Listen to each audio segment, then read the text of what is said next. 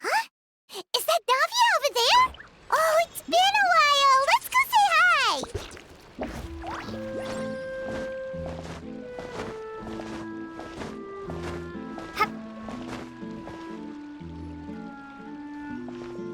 Hey, Navia! What you up to? Shh!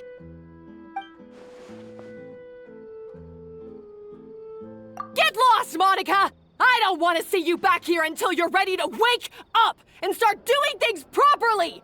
Right now, you're a disgrace to my kitchen and to the Hotel Debord name! It was an accident. I'm sorry, did you hear me asking for excuses? No, I'll do better, I promise. Why is she so aggressive? She won't even listen to what the poor girl has to say! Oh, hey! Cut her some slack! You gotta at least hear her out!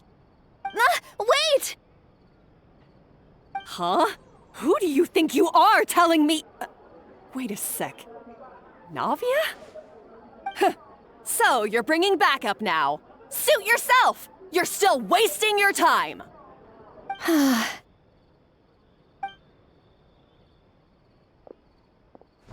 Savanna, is this how you always treat your staff? My staff is right. I'm the one in charge here now. And last time I checked, the Hotel Debord doesn't take orders from the Spina di Rosula. Of course. How you run your kitchen is none of our business. But when a member of your staff is so overworked he becomes gravely ill, that most definitely is our business. We're going to stand up for him, whether you like it or not. Overworked? I've said it before and I'll say it again. If Paimon can't handle the job, then tough luck. There are plenty of other capable people I can hire instead. But Paimon can do the job, he just... Monica, back inside, now! Huh? But you said I shouldn't come back until... Just do as you're told, and not another word out of you! Come on, we have work to do! Wow! What a horrible person! Sorry. Looks like I've dragged you into some drama again. Her name is Savanna. She's the new head chef at Hotel Debord. Ever since she took the job, she's been enforcing a brutal work regime and putting a huge amount of pressure on her staff. One guy was so overworked, he collapsed from illness. He's been bedridden for days, and he can barely even talk properly. I'm sorry. It's all my fault. I don't deserve to be a chef. At his family's request, the Spina di Rosula is trying to mediate on his behalf. We're not exactly making a ton of progress, as you saw.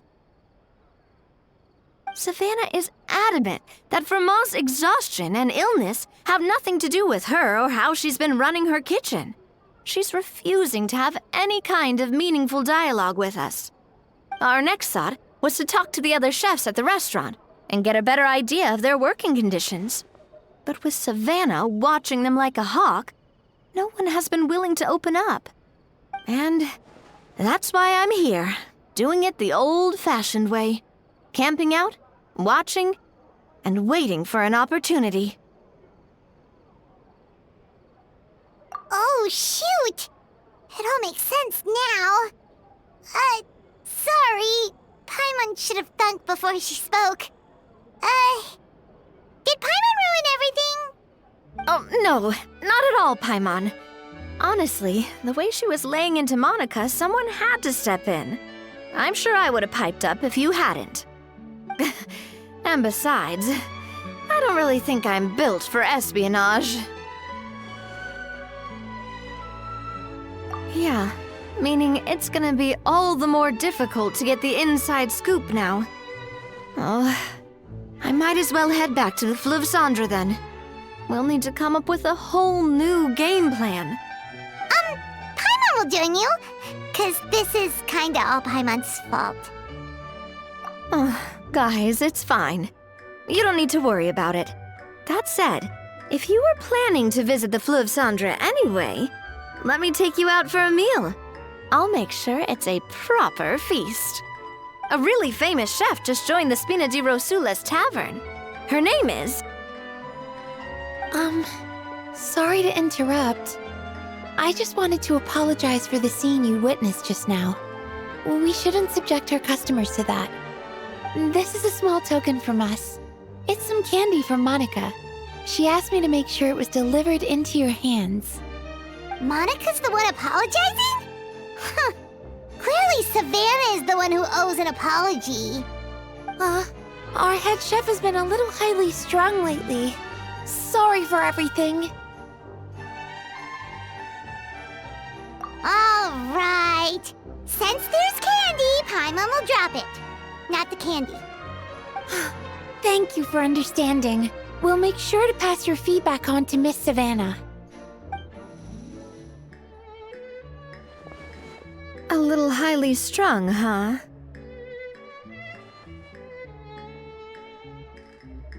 Paimon doesn't get it. How did someone like her even become head chef? Well, according to Fermat's family, she hasn't always been like this. But that's a story for another time. Let's try this candy. Oh, Paimon totally gets it. Come on, dig in! Huh? Hold on, there's something written on the wrapper. Find... Escoffier?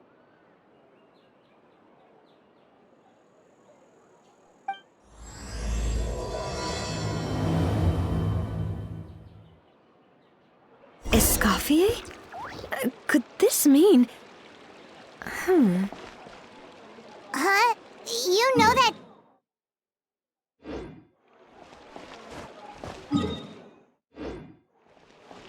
We cannot just rely Yeah. on potion self-cleaning ability. Let's stick to the plan and go back to the Fleuve Cendre for now.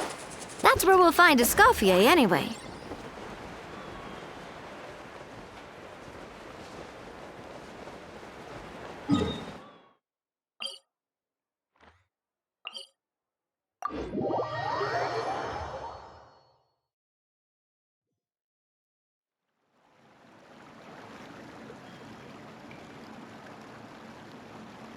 So, who is this Escoffier anyway? Well, for starters, she used to be the head chef at the Hotel Debord, before Savanna. She recreated the legendary Gateau Debord and restored the restaurant back to its former glory.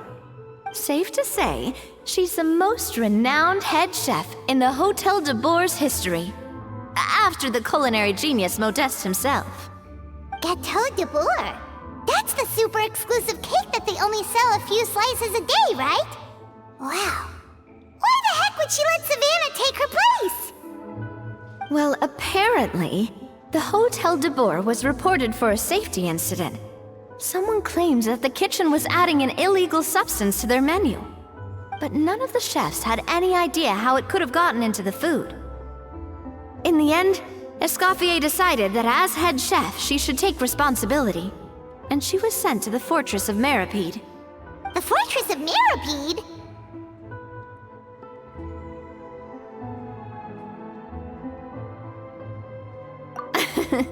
Well, you're right. The quantity of the substance they found was fairly minimal. Even the guards believed the whole thing was probably just an accident. Escoffier didn't have to stay in the fortress for long, but still, by the time she returned, the role of head chef had already passed to Savanna. So that's what happened. Paimon still thinks it's really unfair. Even though Escoffier is no longer head chef at the hotel, she's still well respected by the staff. So, I'm guessing what Monica wants is for us to convince Escoffier to try and negotiate with Savanna on the staff's behalf. Oh, Paimon gets it! Monica wants Escoffier to come back and kick Savanna out. It's simple. If the new head chef is stressing everyone out, then the solution is just get the old one back. Well, About that. You thought cream of mushroom soup was ready to serve after 3.5 minutes on the stove! You'd have had more sense serving hot water with ice cubes. At least then you wouldn't have wasted all this perfectly good cream and mushroom! What do you say, Hilaire? I'm sorry, Cream. I'm sorry, Mushroom. As you can see, Escoffier is that kind of chef as well. You have to leave it on the heat for long enough to allow those flavors the chance to come out. Don't be fooled by the aroma when the water first starts to boil. Got it? Yes, Chef. Then go back and do it again. The customers are still waiting. Remember where you went wrong and don't repeat the same mistake twice. Yes, Chef.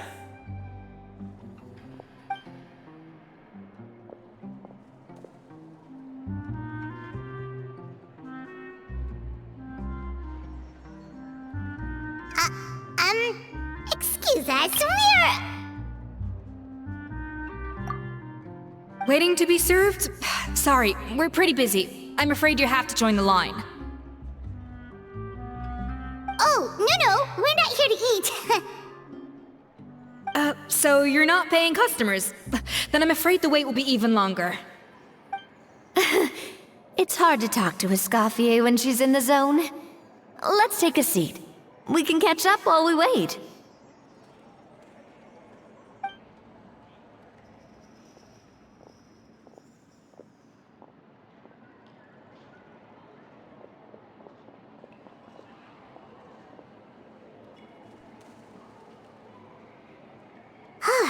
Looks like the rush hour is finally over. Is it always this busy here? These days, yes. I'd say business has tripled since Escoffier joined as temporary head chef. Well, in her words, the Hotel Debord doesn't need her anymore. It doesn't look like she's got any plans to go back. I guess I'll be heading off then. Wait, take these home with you. We can't serve them now, and there's no sense in letting them go to waste. Oh, thank you, Chef. For what? Like I said, I just don't want them going to waste. Oh, and tell Fiamma to get well soon, so you're not running yourself ragged every single shift.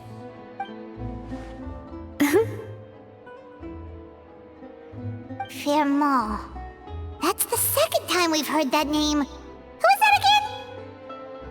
He's the chef that fell ill from stress. Hilaire is his son. And with Mom stuck at home taking care of Dad, he decided to pick up some work to help pay the bills. Escoffier knows their situation, so she's been making some extra food every day for him to take home. Hey, I heard that, Navia! I've told you before, no one's making extra food. Hilaire is making blunders in the kitchen, and I can't serve his failed dishes, so he might as well take them home. Yeah, failed dishes that just so happen to be nutritionally complete every single time.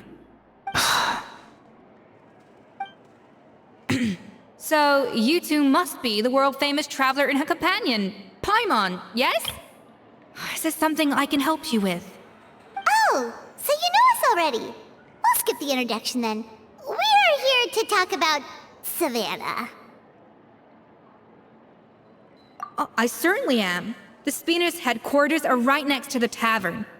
And I've lost count of the number of times Navia's come to pester me about it. But I don't work for the Hotel Debord anymore. And being ex-head chef doesn't give me the right to interfere with that business. Besides, I'm the one who persuaded Savanna to take the job in the first place. What? Well, she was a much gentler person back then. A little timid, even. She wasn't at all confident that she was the right fit for the role. That's hard to believe. Are we definitely talking about the same Savanna here? Honestly, I do wonder if she's just emulating me. I mean, I'm not the most pleasant head chef to be around either. Anyway, suffice to say that given the history between us, it'll be tricky for me to tell her she's doing her job wrong without coming across like a huge hypocrite. Fiamar and the others probably think that Savanna gets it all from me. I wouldn't be so sure about that, Escoffier. Look at this note we got from Monica. She mentioned me. Whatever shortcomings you feel you have, it looks like Monica still trusts you. As for the others, well, how can you know what they think unless you ask them? Monica. Plus, it's not like we're asking you to storm in there and raise hell. We're only in the initial phase of our investigation. All we're trying to do is get the other chefs to open up to us. Oh, Monica. Oh, Monica! Escoffier? I can't believe her! Powdered sugar is supposed to be applied sparingly. Look at all that on the wrapper. It's thicker than the sole of my shoe. Unbelievable! I won't stand for this. She has to learn. Come on, we're going. Wait, so now she's,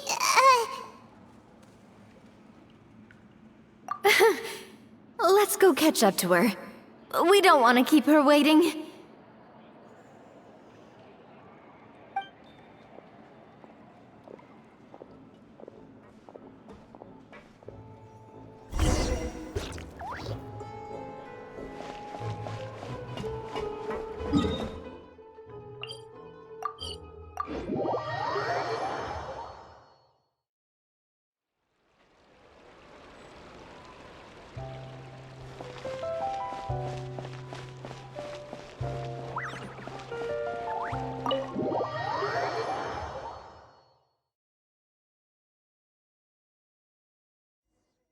Wait, she looks like...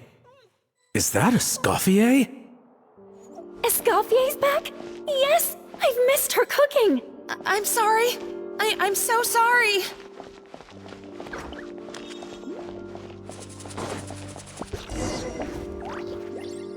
I'm sorry, I'm so sorry. I messed up your order. Oh, I wouldn't go that far. Maybe the taste is a little off, but if you hadn't brought it up, I don't think I would have noticed. But, please, you have to forgive me or Chef is gonna... Okay, I know. I'll kneel before you. What the heck? Get up, Monica! Can't you see that you're just making your customer feel more awkward? Escoffier? If you want forgiveness, then do what any self-respecting chef would do. Make the dish again. And this time, get it right. You cannot go begging your customers to feel sorry for you. Savanna said that I'm not allowed back in the kitchen until I've corrected my mistake. But if I can't go back into the kitchen, I can't do the dish over. that's some backwards logic. How can you fix your mistake without being allowed to cook? If this is what Fermat had to put up with, then no wonder he had a breakdown. We apologize for interrupting your meal, sir. It's fine. With my layman's palate, it's not like I can tell the difference anyway. I was actually quite enjoying my meal until she appeared out of nowhere and started apologizing. Gave me a bit of a fright, to be honest. Oh, well, it's because Chef Savanna tasted a bit of the leftover soup from my pot and then threw me out of the kitchen. Gosh, that's pretty strict. Has she always been that way? I don't recall things being like this when Escoffier was head chef here. I gotta say, you're all looking a little worse for wear these days. I mean, Escoffier was strict too, but I think the difference is that her criticism was more constructive, so you knew what you did wrong and how to improve, and we all knew that it came from a good place. Chef Escoffier was hard on us because she truly wanted us to reach her level. But these days, whenever we make a mistake, we just get told to wake up, get your head in the game, or just do it again.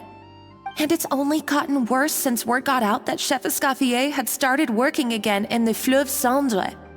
Monica, you don't need to call me chef. I'm not the boss here anymore. Yeah, but through no fault of your own. What happened back then, that wasn't on you, and all of us know that. That banquet was a huge event, and so many staff were involved every step of the way. With so many moving parts, there's no way of knowing how that Lumiline ended up in the food we served. Lumiline?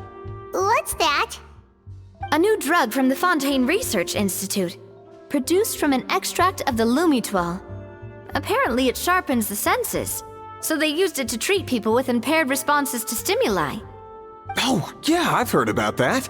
They found out you can use it as a flavor enhancer since it stimulates the taste buds. Makes things pretty addictive. They also found that overuse can have mood-altering effects, and even lead to nerve damage. So it quickly ended up on the guards' list of controlled substances. Unfortunately, however, some food products containing the additive had already made it to the market by the time the guards banned it from the restaurant industry. Everyone knows that in all likelihood, someone probably just purchased a batch of contaminated ingredients by mistake. But you took all the blame. We all know why. You just didn't want to see this turn into a place where tensions are constantly running high, because everyone's suspicious of each other all the time. And now look at you, a fry chef in the Fleuve Cendre. What are you trying to say? Sure, the Spina's Tavern is no Hotel Debord, but come on, it's not that bad, is it? Oh, the Fleuve Cendre, you say? Great. That's where I'm dining from now on. Monica, I'm very happy with my current job. And there's no changing the past. We just have to let bygones be bygones. Besides, at the end of the day, I was the head chef, regardless of whose mistake it was. Ultimately, the responsibility lay with me. If only Savanna was half the boss you were. I'm sorry? Do you have a problem with my conduct as head chef? No, chef. So, you do remember who's boss? Escoffier? I thought you'd left this place for good. What are you doing back here? What happened to you, Savanna? Why are you acting like this? When I turned this place over to you, You made me the head chef and gave up your right to tell me how to do my job. You're not the boss here anymore, so stop acting like you own the place. Whoa. Sounds like someone has a chip on her shoulder. Oh, Savanna! My God, have you grown a temper since I last saw you? Have you put even half the amount of energy into improving your cooking skills, or are you still using the Pluie Lotus as an off-brand marcotte, thinking no one can tell the difference? That's none of your business! What happened to not storming in and raising hell? Ho ho! I was not expecting to see something this spicy as soon as Escoffier returned. Huh? Fan Agem? Aye, miladies. Might I make a humble suggestion? Given that we have ourselves a tête-à-tête between chefs at the Hotel Debord, I dare say it would be de rigueur to settle this the traditional way. The traditional way? That can only mean one thing.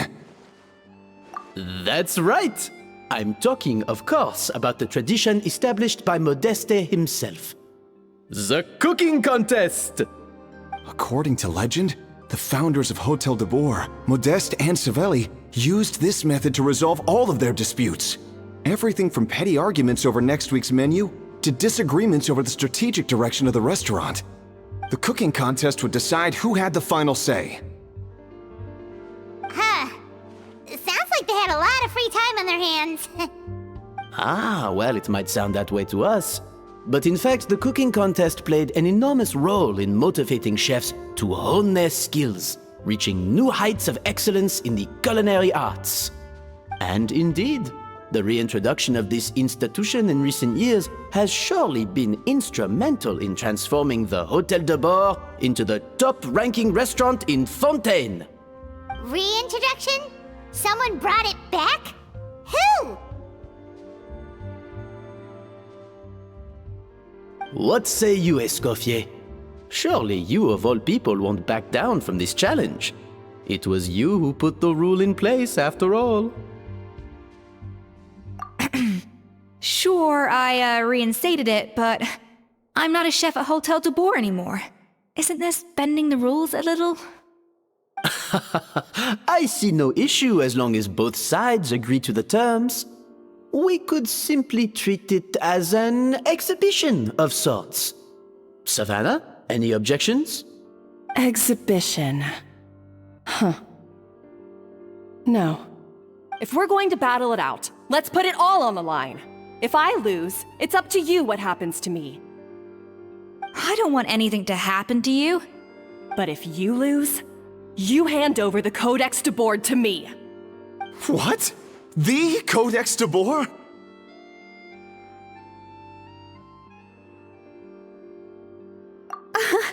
Only the legendary handbook written by the original head chef Modeste. It contains all his secret recipes, including Gateau Debord.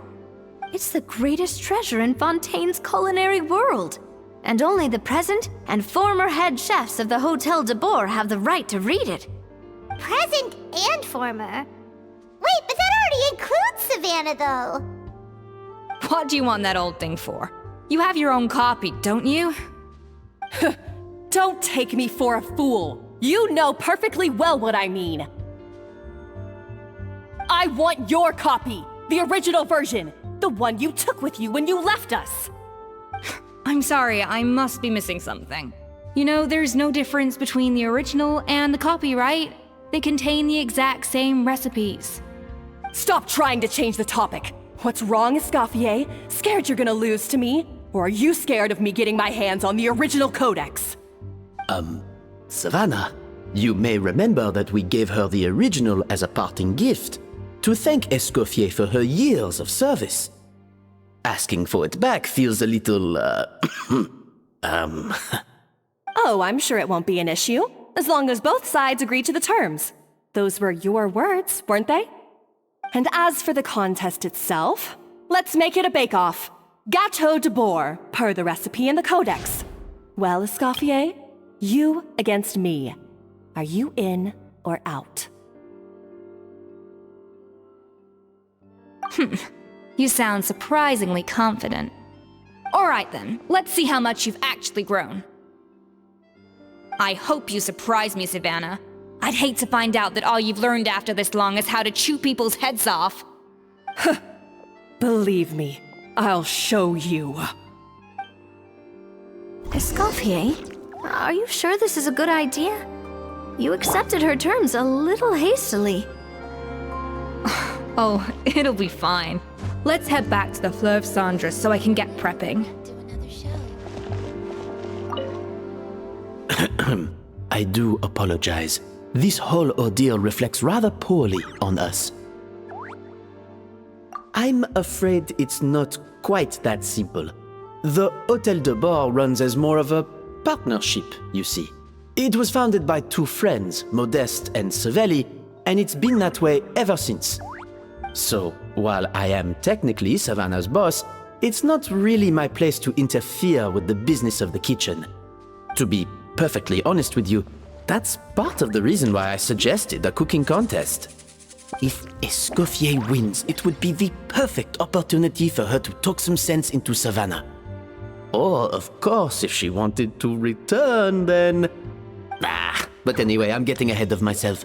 Whatever the outcome, this contest will hopefully serve as a turning point for us. Please, pass on my best wishes to Escoffier. I must say, Savanna surprised me with her confidence. Does she really believe she can best Escoffier in the kitchen? I thought she was just blowing off steam when she first raised the idea to me.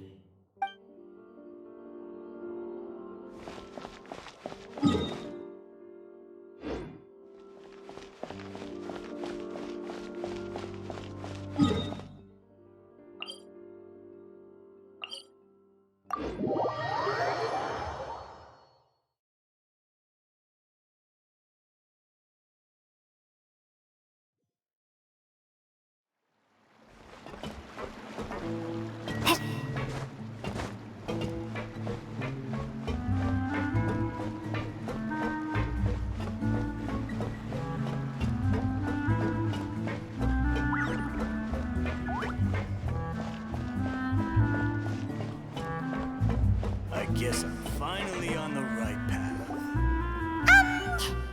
So, this whole bake-off thing kind of came out of nowhere. Was it really sensible to just go along with it? Well, I got a sense that she's holding something back. But we chefs always express ourselves in our cooking. So if she won't talk, this might be the best way to find out what's really going on with her. Huh? Holding back? Sure didn't sound that way to Paimon. Escoffier only picked up on it because she's the same way. Always closed off, never letting you know what she really thinks. That's patently false, at least where your macarons are concerned. I've been nothing but truthful with you about the disgraceful amount of sugar you use. Okay, that's one case where you can keep your thoughts to yourself.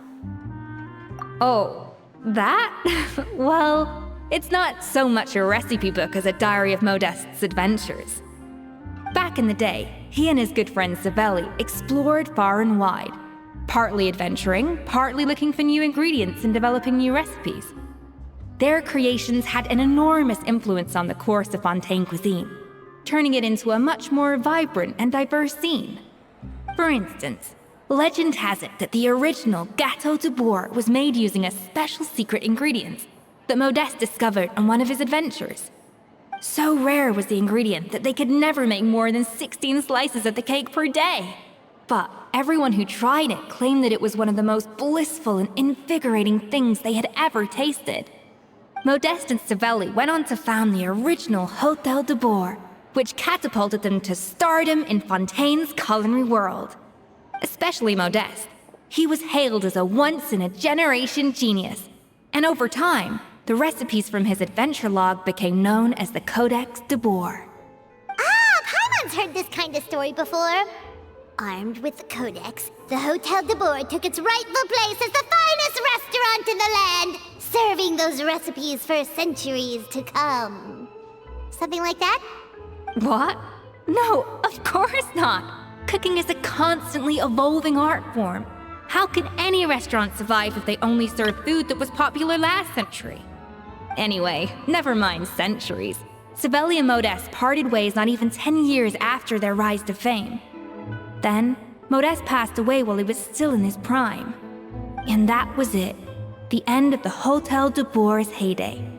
It fell into decline, and for most of its history, it was just a nondescript place with a couple of cheap tables.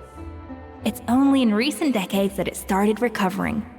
Even then, it still took numerous relocations and changes of management before we finally ended up with Vanigem and the restaurant we have today. Oh! So the Codex really isn't all that, then. Paimon figured it was like one of those mystical books they have in Liyue's martial arts novels, where the main character learns all their secret powers from. Yes, well, that's fiction, and this is reality. You can't meet the tastes of modern diners by following some ancient recipes from a dusty old book. Case in point. Even the Gateau Debord they sell now is actually Escoffier's reimagination. Wait, really? Why though? Didn't that recipe make it into the Codex? It did, but like I said, it's the dusty old book now, and the records aren't as legible as they once were. Not to mention that there's no way of finding the secret ingredient Modeste wrote about. So, reimagination is right. I consulted some historical records and took what I could from the Codex. But ultimately, the Gateau Debord of today is my own recipe. As for why we gave it the same name and kept the tradition of only selling 16 slices a day, well, you've got Vanigem's business sense to thank for that. Oh! Huh. Well, that kind of takes all the mystique out of it. Hey now, it might not be the original Gateau Debord, but it's still the most delicious cake in Fontaine today. And who knows, maybe Escoffier's version is more suited to your palate. Just think, if the original truly was the perfect cake you're imagining it to be, there's no way the recipe would have been lost to history, right? Not to mention that the Hotel Debord never would have fallen into a slump. Anyway, before I left my role as head chef, I made a copy of all the recipes from the Codex, including my own improved versions, and turn them over to Savanna. So why is she so interested in the original copy? Could it be a symbolic thing? Like, whoever holds the original Codex Debord is the true head chef? Well, it was clearly precious enough to give to Escoffier as a parting gift. Meanwhile, Savanna only got a copy. Maybe from her point of view, it's like management doesn't truly see her as being worthy of the role. You think so? The only thing is, it was her suggestion to gift me the original in the first place. Well, a joint decision by her and Venegem. But still. What? Huh. Guess she's had a major change of heart since she became head chef. Yeesh. Who knows? We could speculate forever. Better to just let our Gateau do the talking.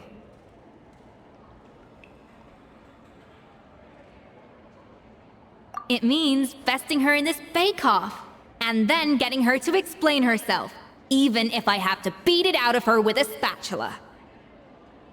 However much she's changed since we worked together, I believe that she still has her chef's pride. And if she respects the art, she'll respect the outcome of our contest. Well, I'm confident that you and your spatula can get justice for Froment. All you need to do now is win the contest. But that should be a breeze for you. Let's not get too ahead of ourselves. Gateau Debord is very complicated to make. Usually, it takes 3 chefs working in tandem to cover everything.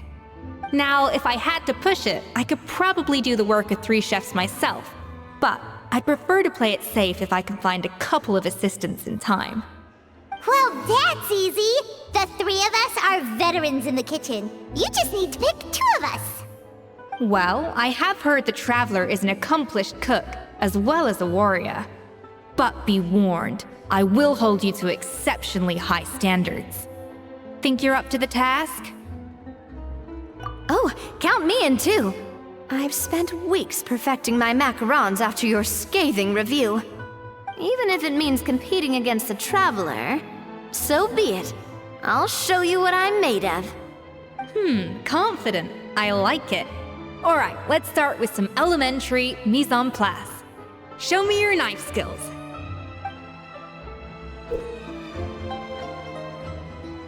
I've always called it chopping stuff up, not mise en place. But it's basically the same thing, right? Oh, Navia. The difference in your case is that mise en place is chopping stuff up without sending juices flying all over the kitchen.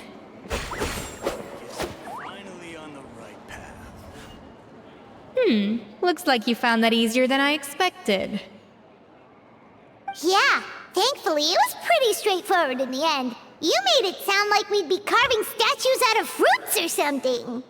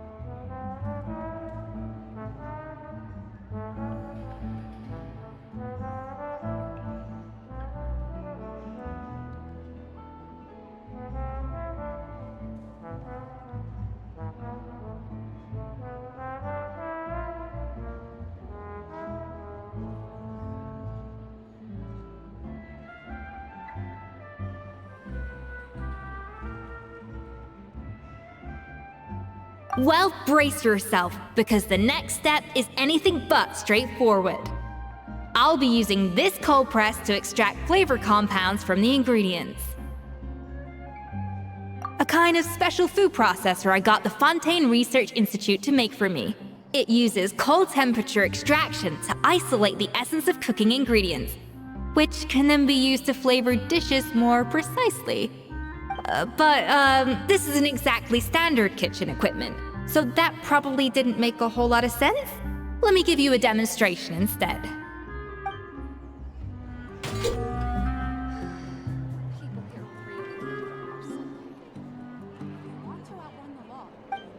custom-made equipment from the Fontaine Research Institute, huh? That's some pretty high-tech food prep. Paimon's never used anything this weird before. Cool! Not weird. I guess I finally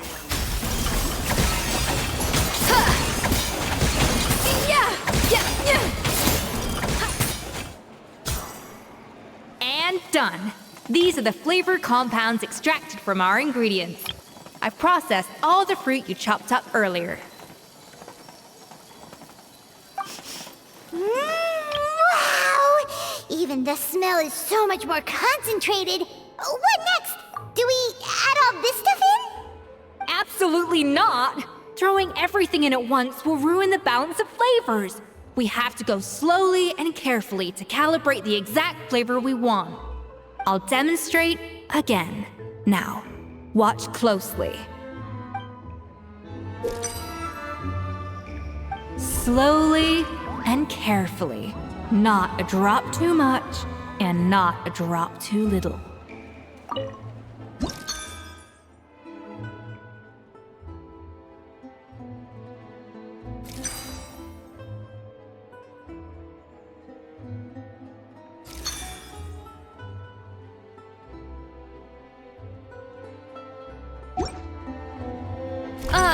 That didn't count. I was experimenting.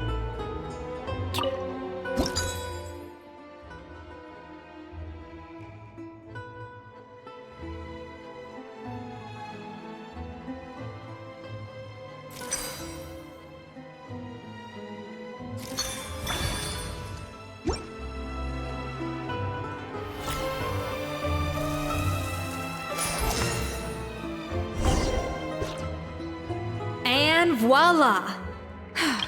Now it's your turn.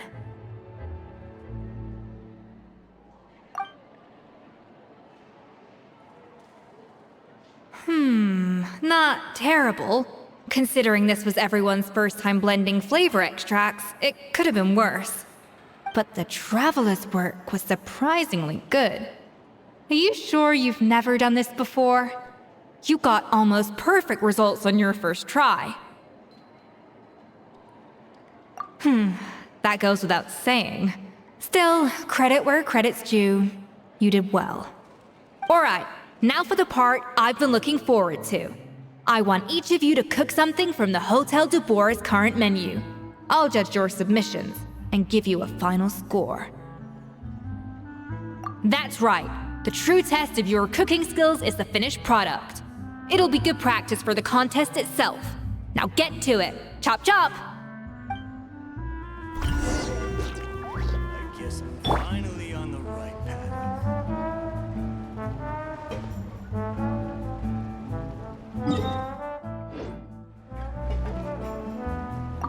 How's it going? Have you picked a dish yet? Choose wisely. I expect you to present the most delicious thing on the menu.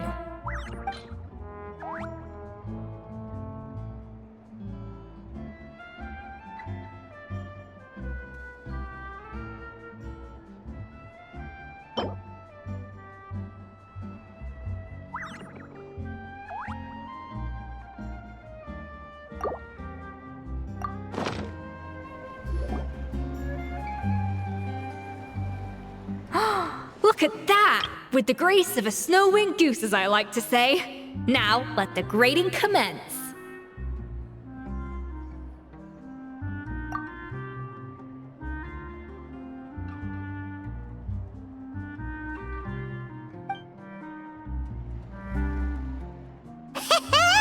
Pretty good, right?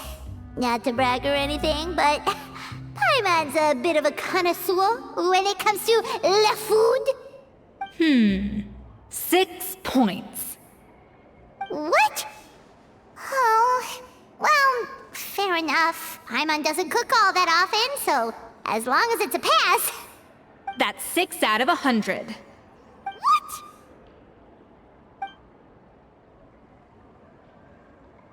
You say you're a connoisseur, but it's quite clear from this dish that you have far more experience consuming food than creating it.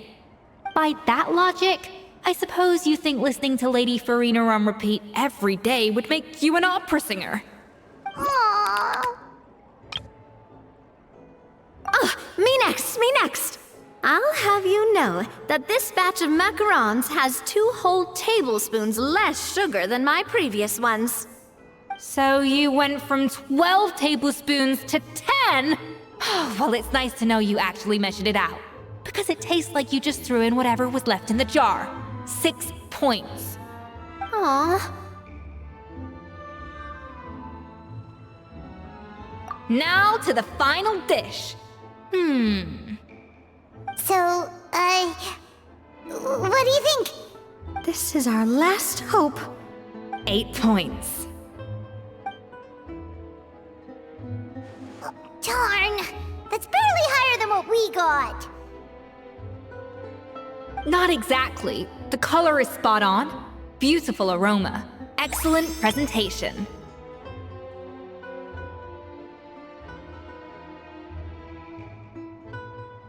I have to give this one 8 points out of 10. Maybe even 9 points. Huh? How did you pull that off?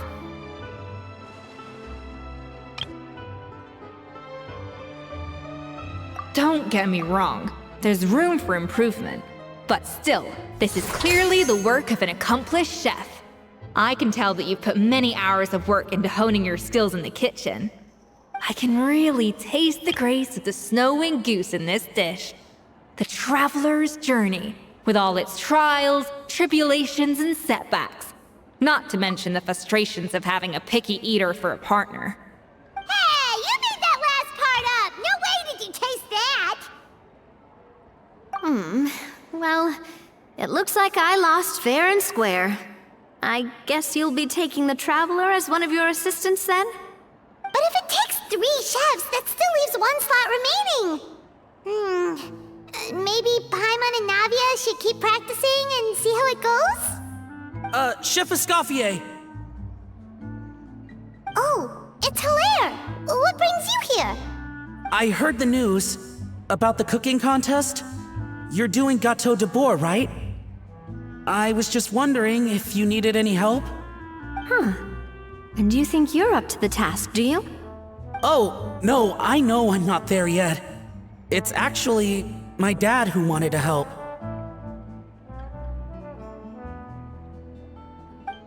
Firma, last I heard, you could barely get out of bed. Chef Escoffier, Navia, Traveler, thank you all so much for everything you're doing for me and my family. I've had enough of sitting around at home while you run yourselves ragged. If you let me, I'd like to help you win this cooking contest. Yeah, I was gonna say the same thing. Don't you worry. I'll be fine. I'm feeling much better now. I'm sorry. I know I've been rather useless these past few days, but not anymore. The fact is, I'm a fine chef, despite recent events. I've proven myself in the Hotel Debord kitchen, so if anyone's qualified to work under Chef Escoffier, it's me. I think. I hope so. Firma, have you even set foot in a kitchen since leaving Hotel Debord? I have not, but I'm fully rested now. I know I can handle it. I'll prove it. Let me whip something up for you right now.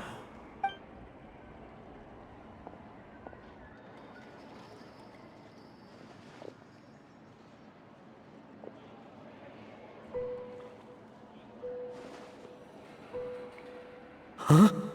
That's strange. Why are my hands shaking? What do you call this, Firma? I can't seem to grip my knife. Do it again! Again! Again! I... Hopeless. Get out of my kitchen yesterday.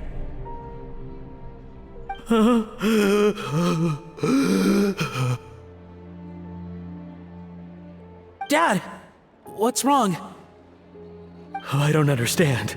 I was feeling so much better, and then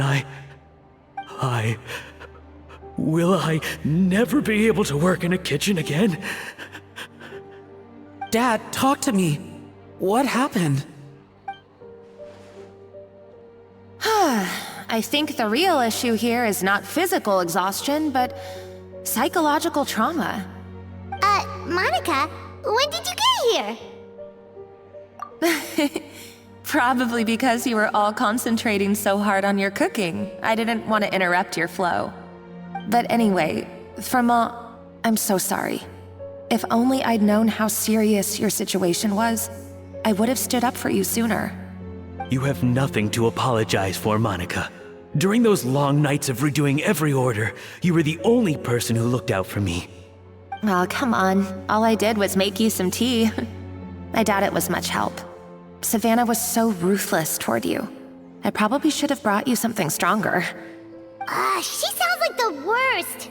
All right, another Savanna horror story. Let's hear it. She's been getting harsher and harsher on us ever since she heard about Escoffier's new role in the Fleuve Cendre. Seems like no matter what we make, she'll find something wrong with it. What is this? It looks like a dog's been at it! In the trash now! Then she orders us to redo the dish again and again, but we never know what's going to make her happy. Do it again, do it again, do it again! Every time you remake it, you just get another earful from her. Either straighten yourself out, or get out of my kitchen! So now, it seems like just picking up a kitchen utensil gives me flashbacks of her yelling at me. Oh man, that must be awful. The more I want to get it perfect, the more my hands shake, and the more scared I am of making another mistake. How can you give up so easily, Firma? You weren't a quitter when you were working for me. And even under Savanna, you talk about working late into the night trying to perfect your dishes. That says to me that you still hadn't lost that determination to prove yourself. What changed? I don't know what's come over me. When I think back, I just remember feeling like my heart and my hands were growing heavier and heavier as the shift went on. Each time I had to redo a dish, my heart sank a little further. Maybe Savanna was right. Maybe I am just hopeless at this. Dad. I see. Well, it sounds like there are some deep issues at work here. Ones that won't be resolved by merely seeking compensation. I will win this contest, and after that, I encourage you to approach Savanna and talk this out. But what if you can't find another assistant in time? Clearly, I'm in no state to help out. You think being one person short will ruin my chances? Let's not forget, I taught you and her everything you know.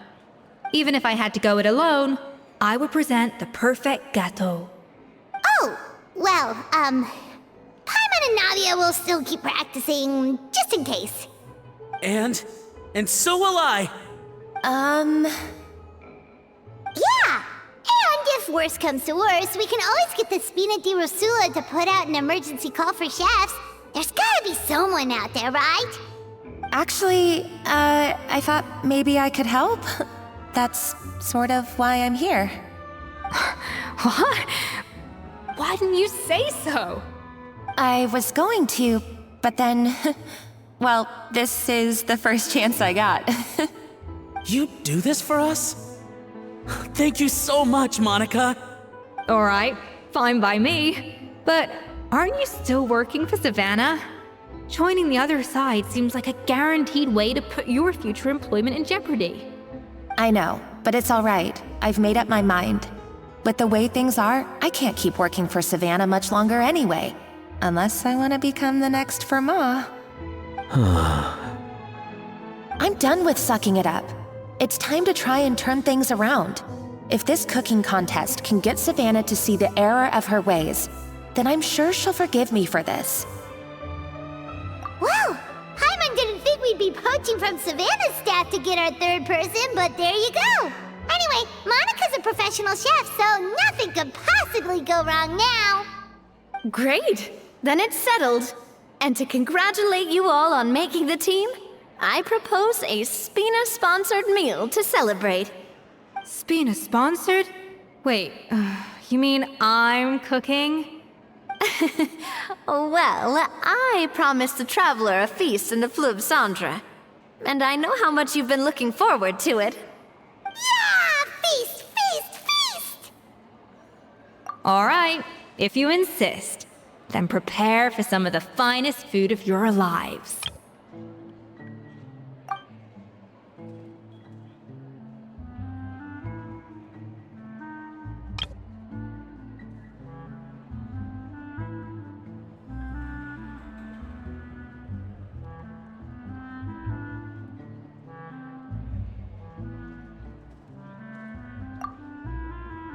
That's not a bad idea, actually.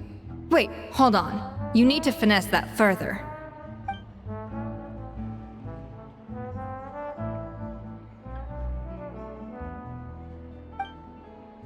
That was a dream come true. Paimon never knew Fontanian cuisine could be this good. Wow. I don't know if I'll ever be able to cook as good as that.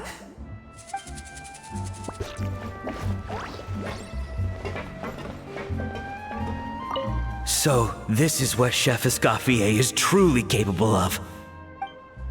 I guess I'm finally on the right path.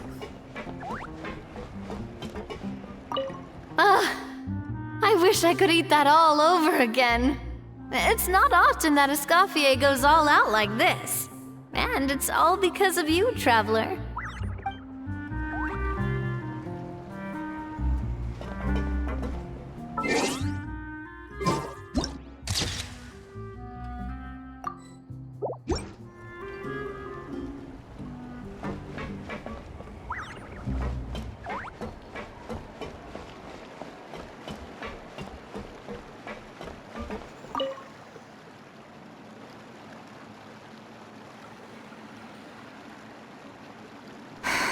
Why, Savanna?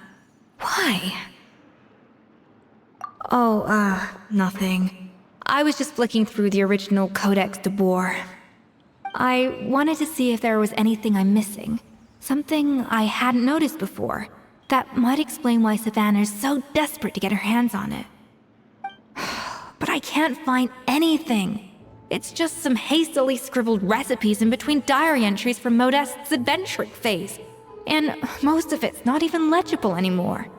The copy I gave her not only has all the recipes in full, but even includes my own private tips and notes from years of experience. Surely that's infinitely more useful than this old thing. Yeah, maybe. Still, it's just hard for me to imagine that the Savanna I knew would go to all this effort just to make a point. We were. At least I always thought we were. She was a little shy, but meticulous with everything and everyone she dealt with.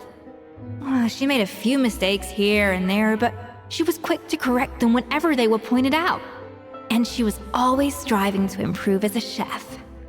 Those qualities are why I recommended her to replace me as head chef.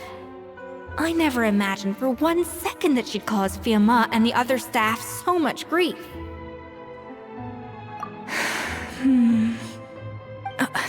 Well, I mean to an extent, of course. I pushed hard for her to get the role. And the idea that she turned out like this because of me is difficult to come to terms with. I wonder if this is how Modeste felt back when he was writing the Codex. Yes, with his good friend and co-founder of the Hotel Debord, Savelli. The story goes that after Modeste unveiled his Gateau Debord and was hailed as a culinary genius, he was admired and adored by all. But his newfound fame slowly drove him and Savelli apart. Unlike Modeste, whose every new creation was an instant hit, Savelli seemed to face setbacks at every turn. Doors that would swing wide open for Modeste would shut in Savelli's face. And with Modeste being whisked off to all manner of functions by his celebrity friends, he had less and less time to discuss the culinary arts with Savelli. People started gossiping about Savelli, and their relationship between the two gradually soured. Everything came to an abrupt end when Modeste, still in the prime of his life and still hailed as a genius, suddenly died from an acute illness. And that was it. They neither had a decisive split, nor got the chance to properly reconcile. Their story just came to an end.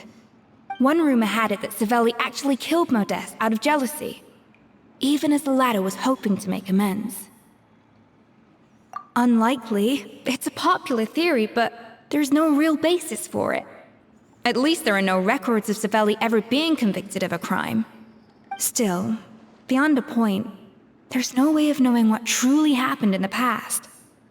All we can do is try to make sure the present doesn't quite go as badly. And that's why I have to win this contest tomorrow.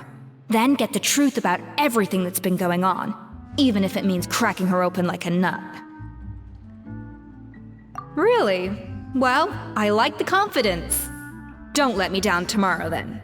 You better bring your A game.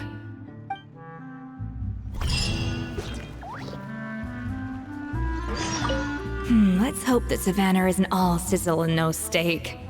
After all the work we put in, it would kinda be a shame if tomorrow was a complete cakewalk.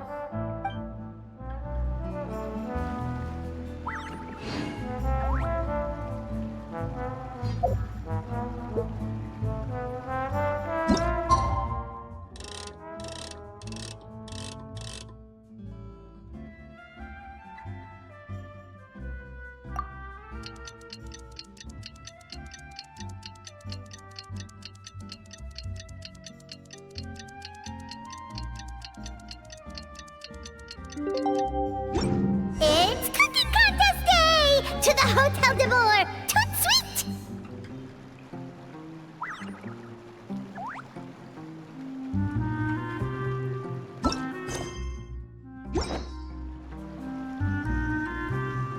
But my research had so much potential. Finally on the right path.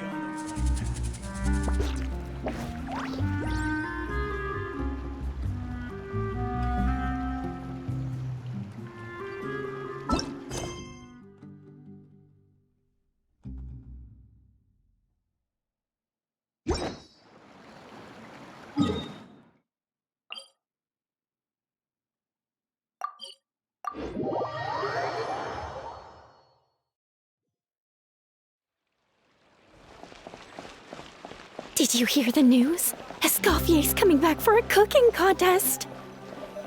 Wait, seriously? Escoffier in a cooking contest? Now that I've got to see! I don't get it.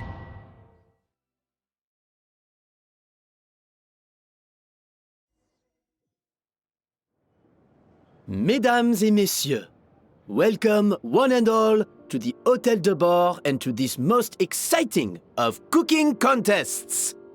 Savanna, I brought the original copy of the codex you asked for. Monica? Huh. In the interests of fairness, this contest will be conducted in a double-blind format. Once the dishes are complete, they will be sent to the back of the kitchen where they'll each receive a label. The labels will be placed out of sight underneath the plates, only to be revealed after the judges have sampled them and reached a final verdict. This is to ensure that no one will know which dish is made by which contestant. As one of the judges, I promise to be fair and impartial. When my meal got interrupted yesterday, I never thought this is how they'd make it up to me. Getting a seat on the judging panel is a pretty sweet deal.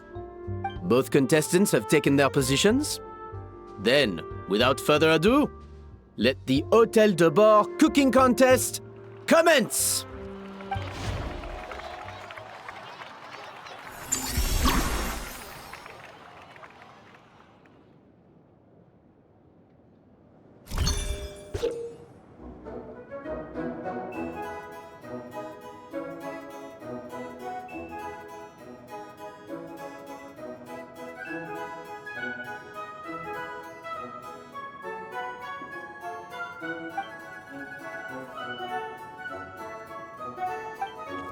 Monica, Traveler, it's go time.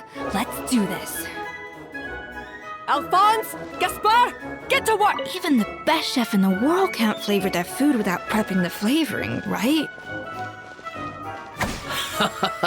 Looks like our two head chefs are raring to go. Like an oven on full blast, this competition is quickly heating up.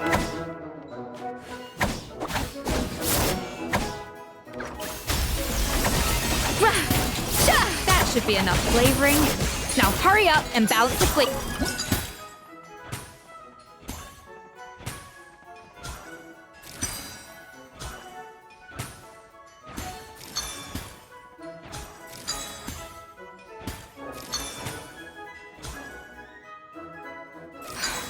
Stay calm, Escoffier. There has to be a way to balance the flavors. Just think.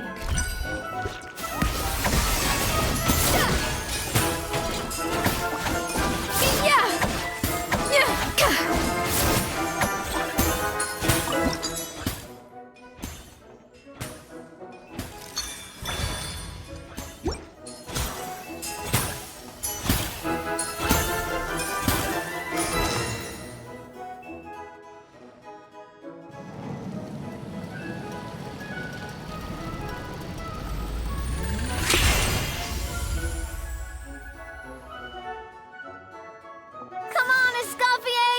Come on, traveler!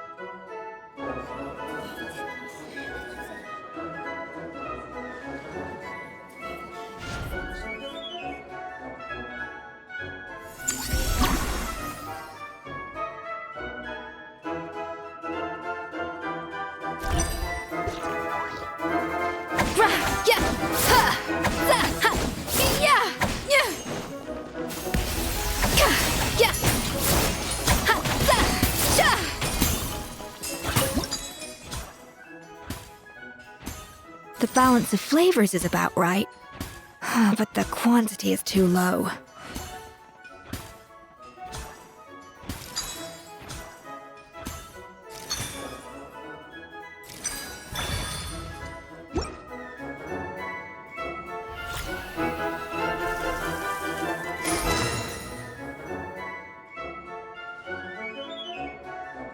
So, what do you think?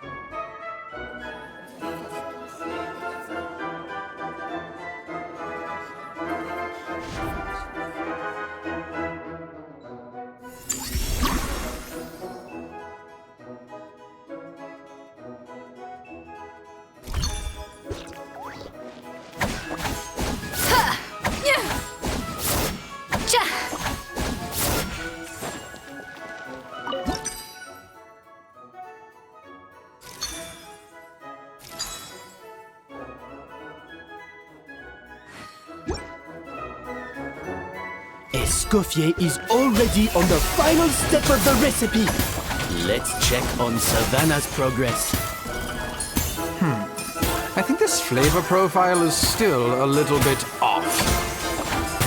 Enough!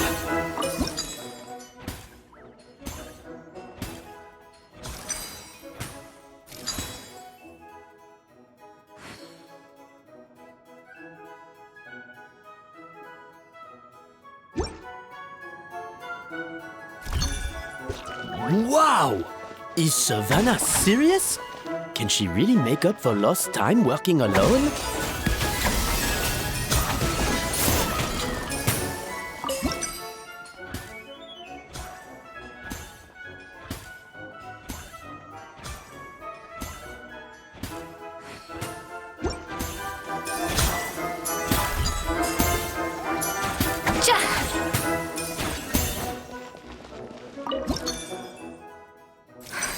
What are you doing, Escoffier?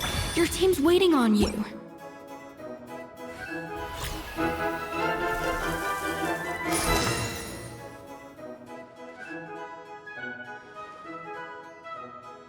You can't match Escoffier's talent.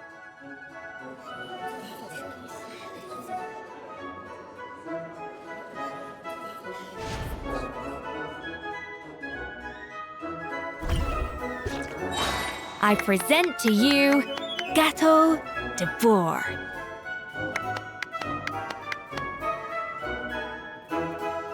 Goose on the loose!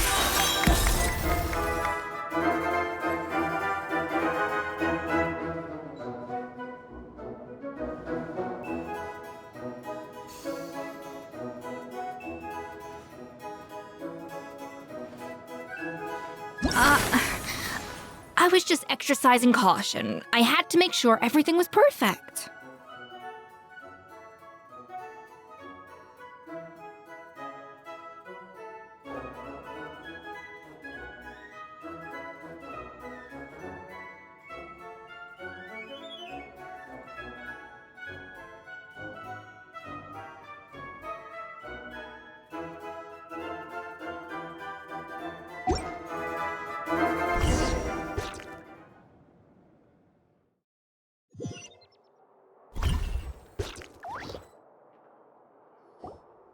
Time's up! Contestants, please take your dishes to the back.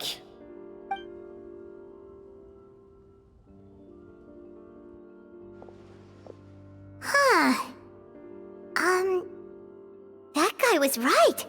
You really can't tell whose is whose just by looking at them. We both made the same dish after all. For all her flaws, Savanna's a talented chef who earned my recommendation for good reason.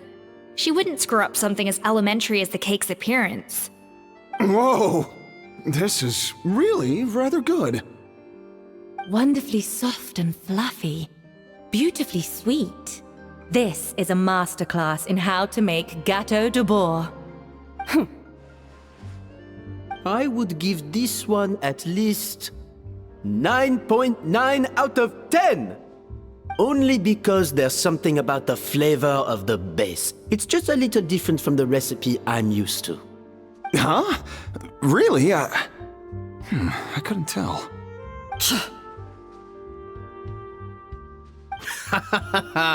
All right, on to Gateau number 2. I haven't had a single bite and already this aroma is a delight to the senses. I have a feeling that this gâteau will be a gâteau for the ages. How exciting! I'm gonna dig in.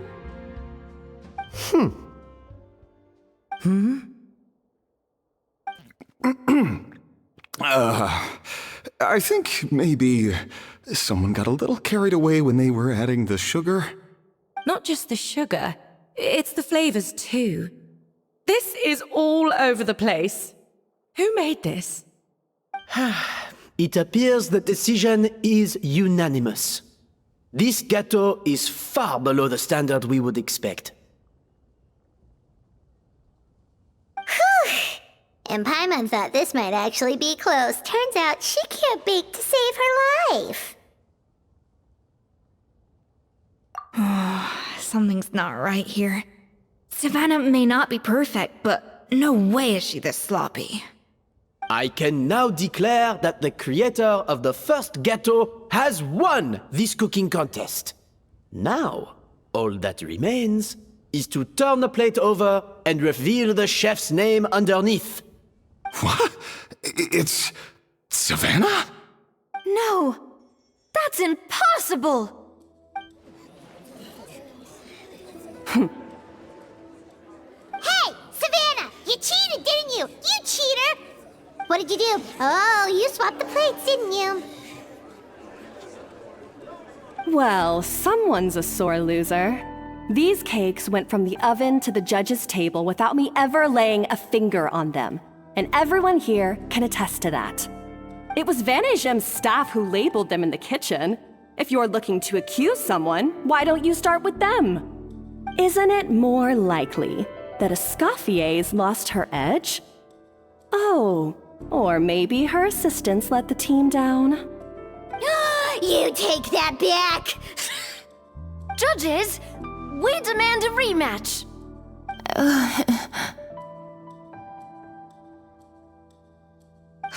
That's enough! What's done is done. As head chef, or rather as team lead, I take responsibility for the dish I served.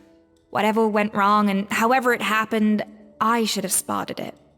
Savanna, I didn't think you'd stoop this low just to beat me in a bake-off. What happened to your chef's pride? I don't know what you're talking about. If you want the Codex Debord that much, you can have it. Escoffier, no! But you must promise me that you'll apologize to Firma and compensate him for everything you put him through. It's a little late to be negotiating terms. The contest is over, and I won. That means you owe me the Codex, and I owe you nothing. Look, Savanna, you may have fooled everyone else, but can you really fool yourself? What I'm offering is to accept defeat without looking to expose what you've done.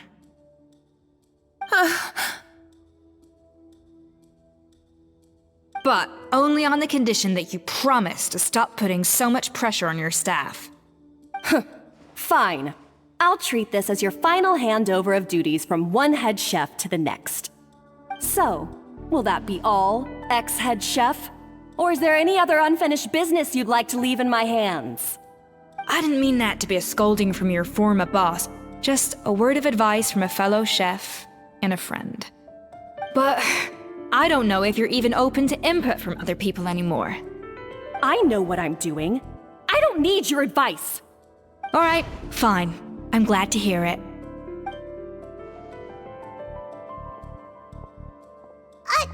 Escoffier! The Codex Debord! Finally. Now, at long last, I will succeed. Escoffier? How could you let her get away with this? Yeah!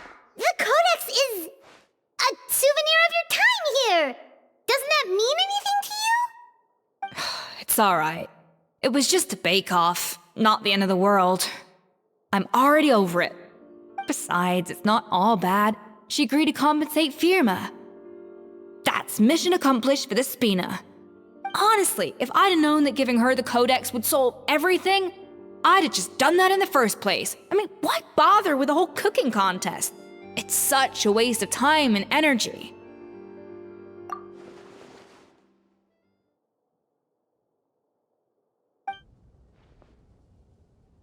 No. No! This doesn't make any sense! Huh? That's it? No secrets, no nothing? I don't believe it! This can't be happening. Oh, Chef Savanna! Savanna?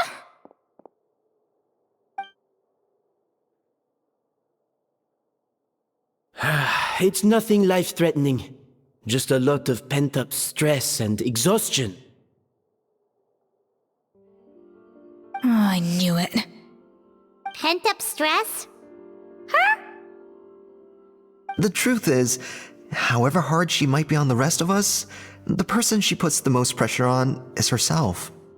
Yes, there are nights when she makes us redo things over and over into the wee hours. But for her, it's every night. She'll hide herself away in the kitchen, working on new techniques and recipes, and only realize how long she's been at it when we come to work the following morning. But why? Why would she do that? Our best guess is, she doesn't want to be seen as less of a chef than Escoffier. And there it is. Even so, that's no excuse for taking her anger out on the rest of you. Yeah, and it's definitely no excuse for cheating in the cooking contest. About that, we honestly have no idea how she did it. We were focused on our own work the whole time, like she asked. Leone and Algalia were the ones I tasked with labeling the cakes. I've already spoken to them both. They're at a loss to explain it too. Not to worry. Come on, join me downstairs. I'll interrogate the guilty Gateau myself.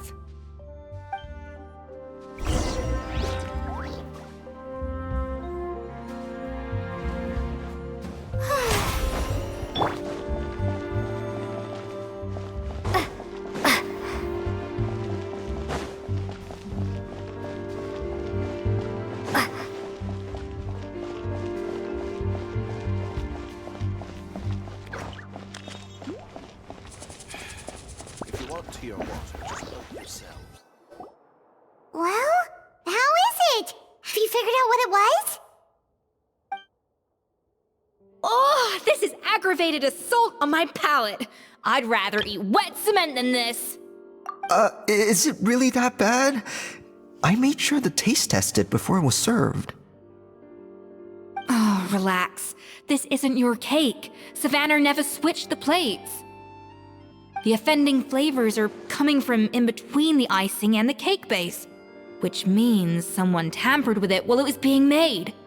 Or in other words, we have a traitor in our midst.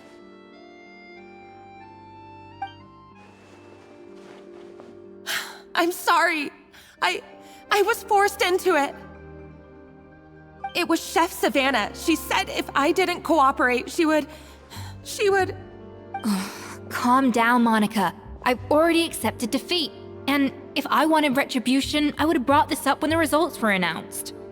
Whatever's going on with you, just spill the beans. There's no need to hide it.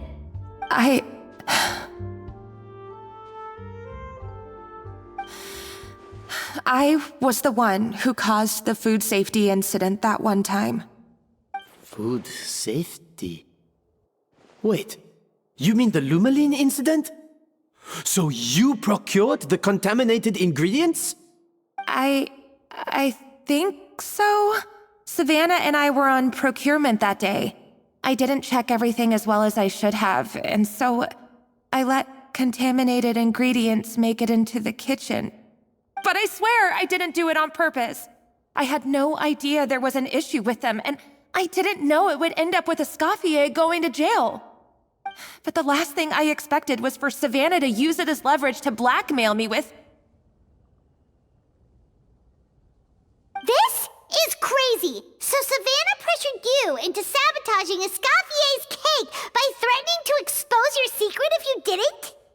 I know, it's terrible. I'm so sorry. I was so scared. The thought of Chef Escoffier finding out that I put her in jail, it made me freeze up with fear. I thought Escoffier would hate my guts if she ever found out, and yet somehow that's ended up in me doing something even worse.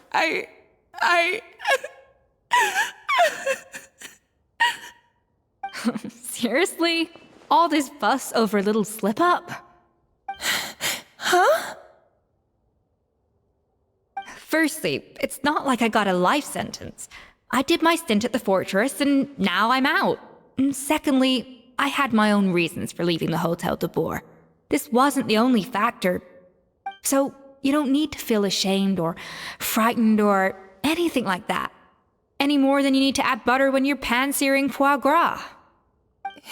You mean... you forgive me? Oh, well, I'm not saying you don't have to take responsibility for your mistakes.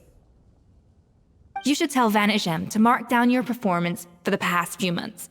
Then do some digging and find out exactly where those contaminated ingredients came from.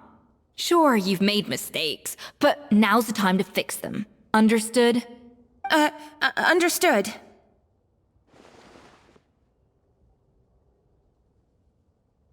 Good. Now, back to Savanna. What about the original codex would compel her to resort to blackmail? I have my suspicions.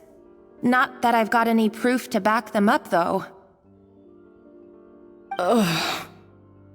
What happened to me? I've overheard some customers murmuring about how the Hotel Debord hasn't been the same since Escoffier left. They think our menu doesn't taste like it used to, especially our signature items. Now that you mention it, I noticed it during the contest too. I couldn't put my finger on it, but the flavor seems subtly different from how it used to be. But the difference was so small, I'm sure no one would notice it besides our most loyal customers and true dessert connoisseurs. Still, as head chef, it's easy to see why Savanna would get so hung up on it. So many times I've seen her make the cake base over and over again, late into the night, determined to match Escoffier's version. But something's always slightly off every time. Yeah, I've noticed that too. Never really gave it much thought, though.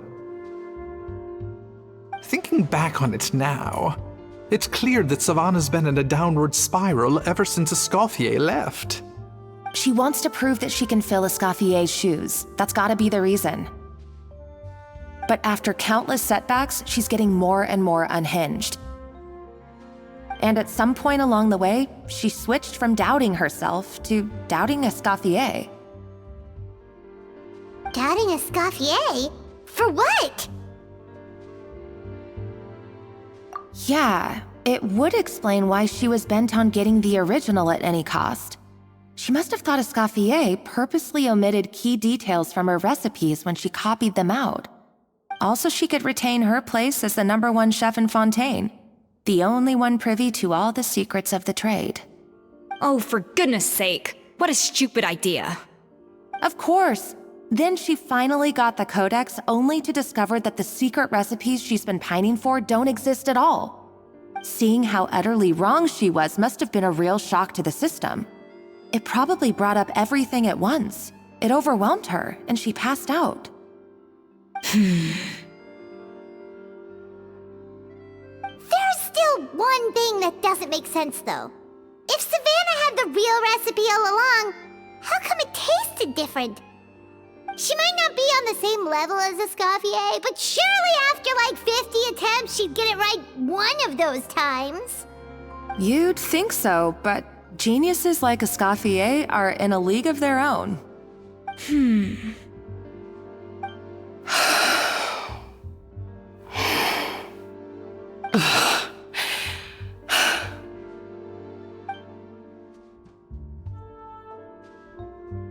New head chef, you say? What's her name? I don't think I've heard of her before.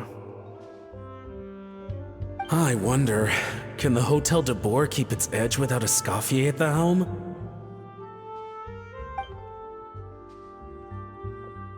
This tastes different from last time. Is it undercooked or something?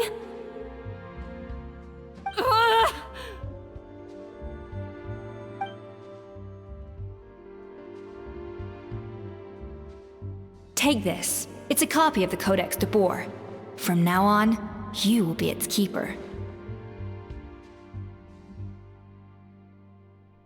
Don't listen to the doubters. If I say you can do it, then you can do it. Even if you don't believe in yourself, at least believe in me. Hey, did you hear me? Once I'm gone, the restaurant is all yours.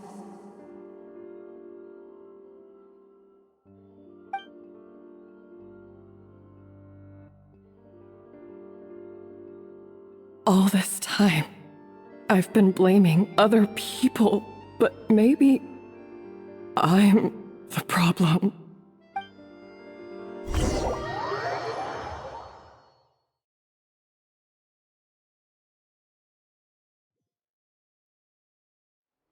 I sincerely apologize for putting everyone out. Savanna's awake now, but I don't think she's ready to speak to anyone yet. Let's give her the day to calm down. I'm sure you'll have the chance to talk everything out tomorrow. In that case, I'll go and update Vermont and his family. I wonder what he'll make of all this. So, we'll come back tomorrow then. That was a long day. I think I've earned myself a sweet treat when I get back home. Oh, nice! Macarons? Or are you gonna switch it up this time?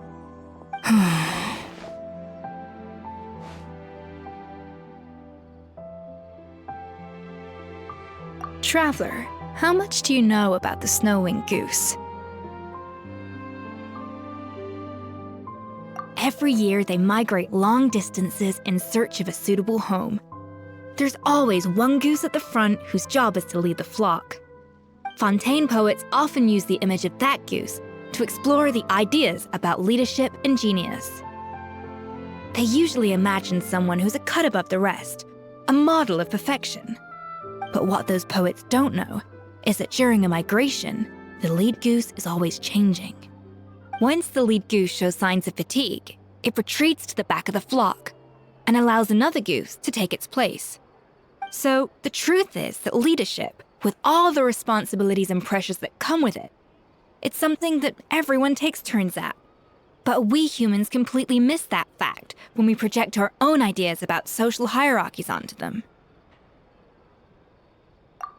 I guess what I'm saying is, I don't buy into this notion that there's some sort of gulf between normal and genius. Cooking is a science, not magic. Given the same ingredients, same recipe, and same environment, I see no reason why two different people shouldn't be able to create the exact same dish. Of course, some people have a more sensitive palate than others, and some people are just born bolder or more conscientious. But these are all variables that can be accounted for with time and practice. I'd have no reason to expect so much from others if I believed that perfection can only come from the hands of a genius. The only reason I hold people to high standards is because, well, I believe they're capable of greatness.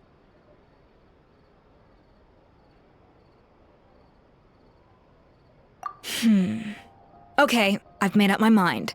I'm gonna get to the bottom of why Savanna failed. And come tomorrow, I'll give her the scolding of her life, pointing out all the mistakes she's made along the way. Then she'll finally see the error of her ways.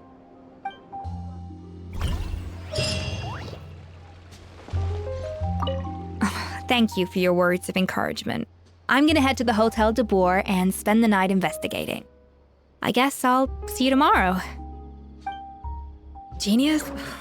Calling someone a genius is just another way of saying I'm too lazy to figure out how I need to improve.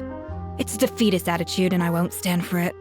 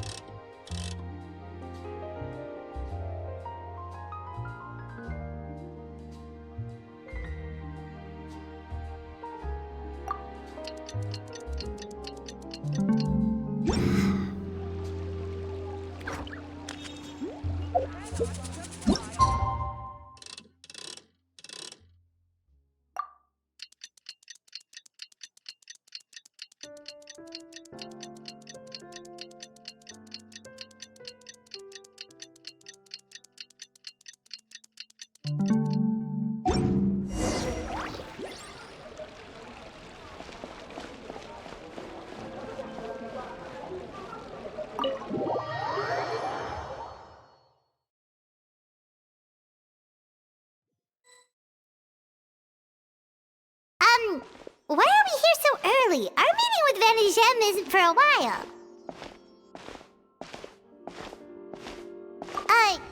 Check on her? Why? What happened? Oh no. Escoffier, are you alright?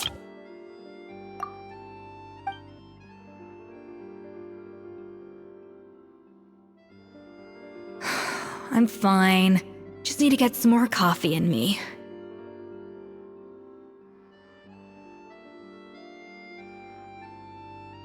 Huh? What happened to my coffee? Did I really drink it all? Alright. Thanks. I appreciate it. Well, there's cooking facilities here. Or we could just grab a cup of coffee from Cafe Lutece, but either way, hurry!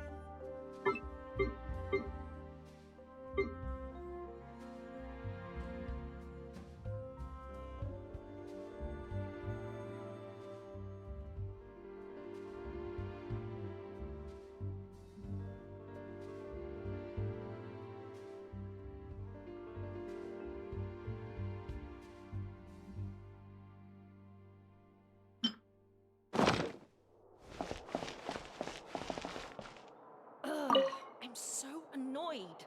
Coffee. Need coffee.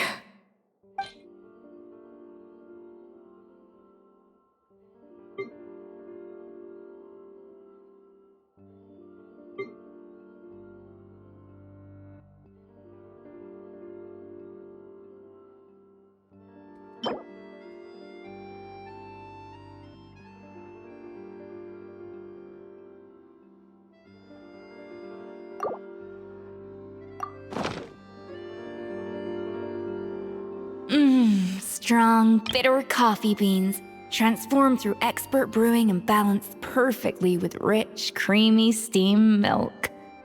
Wonderful.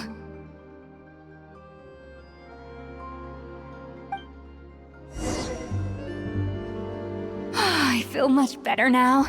Thank you so much, Traveler and Paimon. Glad to hear it, but make sure to catch up on your sleep when you get the chance. I think I figured out where the problem lies. Honestly, it's ridiculous. I don't know whether to laugh or cry. Wait, what investigation? What are you guys talking about? I'll save it for when everyone else gets here. It's so stupidly small, I can't believe it's caused so much drama. Yes, except my failures were stepping stones to success. Escoffier! Have you seen Savanna? No, not since yesterday. Why? What's wrong? After seeing her home yesterday, we were all a little concerned about how she was doing. So, I dropped by her place early this morning to check on her. Only to find an empty house with the doors wide open. I left Alphonse and the others to keep watch at her home, while I checked the Hotel Debord. I'm worried something bad might have happened. If she's not here, then where could she be? Boss, Escoffier, bad news. Alphonse? You're supposed to be keeping watch at Savanna's house. We were, but then, just after you left, we found this stuff in her house. Oh, it looks like a map with a bunch of random places circled. What does it mean? Wait a second. This feels familiar. I'm sure these places are all connected somehow. Of course, from the Codex. They're all places that Modeste explored on his adventures. Yeah, but I don't understand. The adventure logs in the Codex are too fragmented to be of any use. How come this map shows all the missing details? The Codex Debord? Then, this place marked in red out at sea. Could that be the fabled birthplace of Gateau Debord? Seriously? So now she set her sights on finding the original recipe and beating Escoffier that way? Gee, Savanna. Anything to overcome a Gateau plateau, huh? Ugh, idiot! Does she have a death wish? Those ruins are thousands of years old. Hold on, there's more.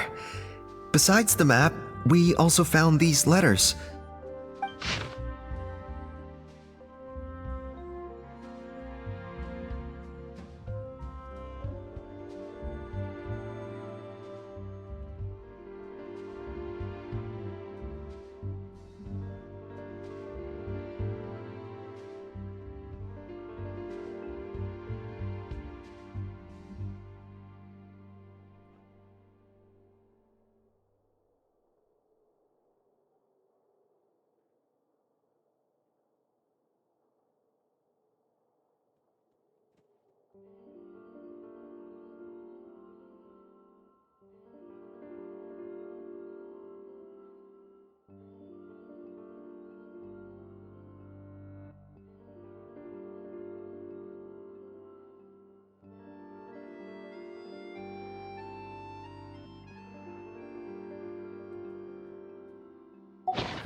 It was you.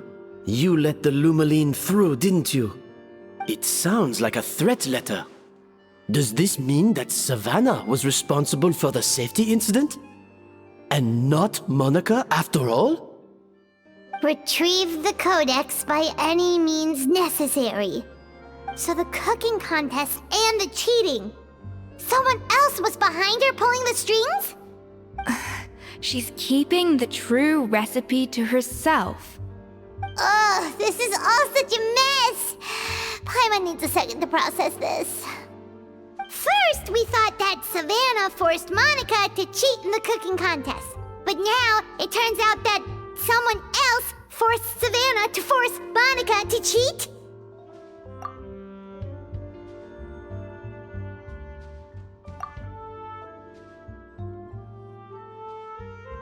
You're finally here. Of course. I should have put 2 and 2 together as soon as I read your threat letter. The food safety incident, the demand for a cooking contest, the instruction to blackmail Monica, even the suggestion that Escoffier was keeping secrets from me. It was all part of your grand plan, wasn't it, Monica?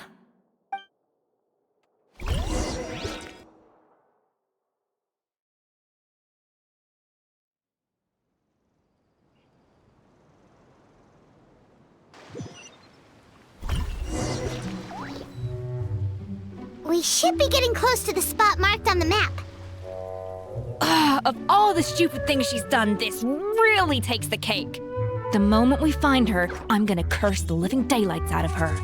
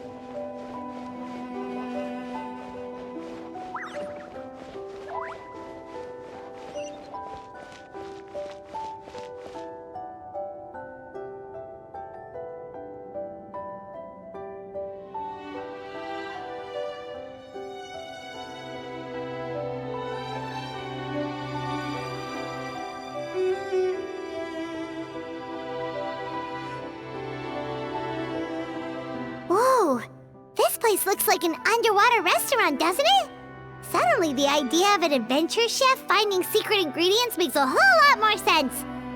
I think Modeste's codex mentioned this place. A public bath from the time of Remoria. So yeah, definitely the kind of place that would have served food and drinks. Huh? Some blubber beasts have come to join the party? How did here.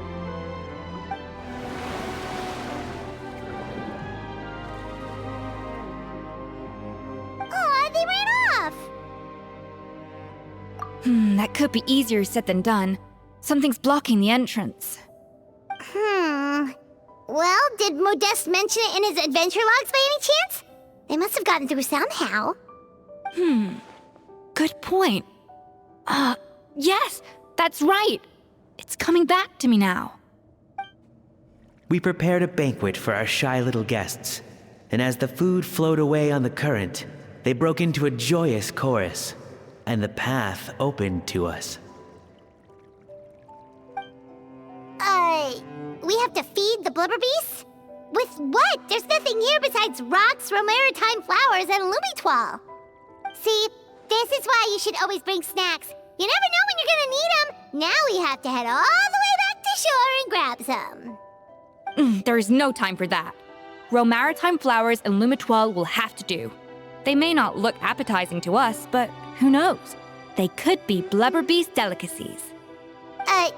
Wait, we're seriously gonna try this?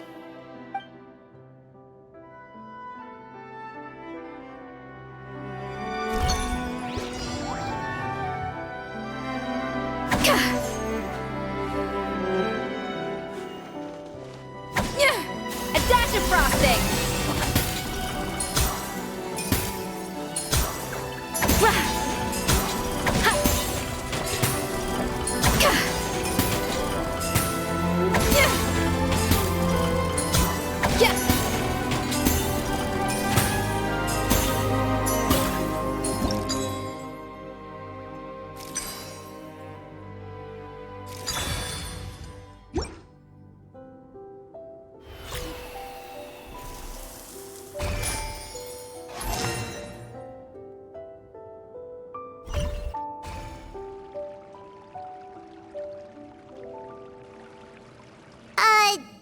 Beasts or not, are we sure this stuff is edible?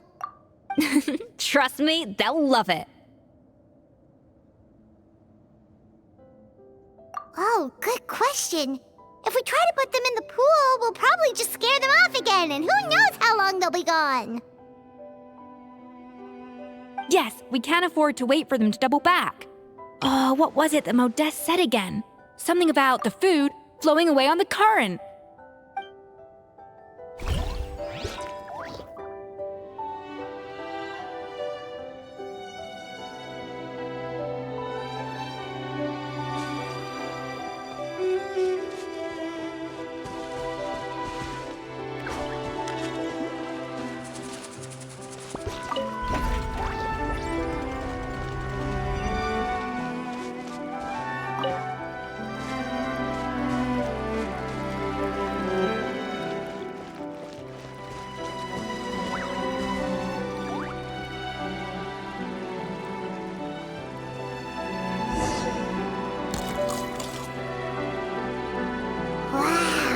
It's really singing! It must taste better than Paimon thought!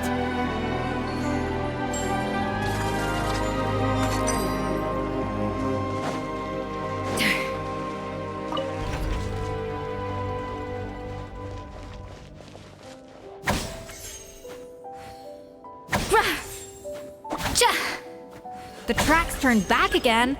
Oh, so...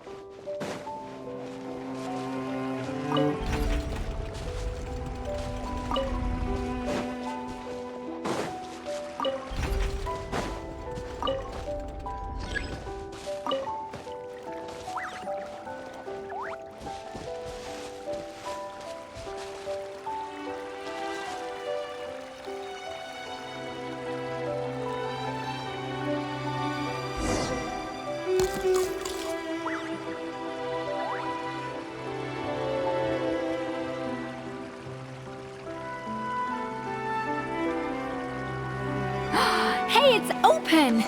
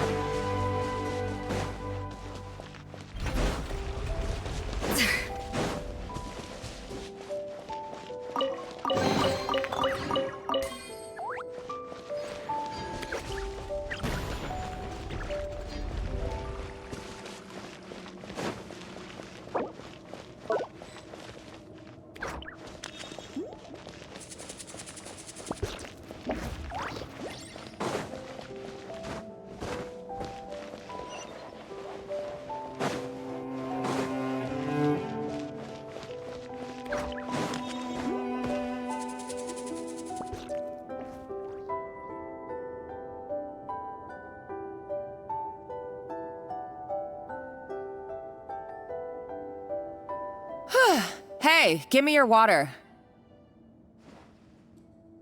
Here. I said your water, the one you just drank out of? Sure.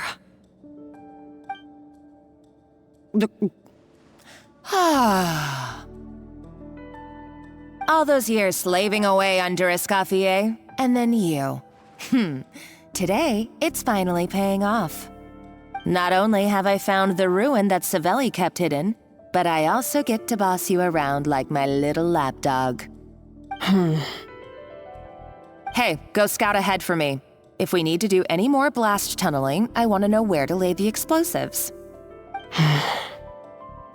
Did you not hear me? Get going.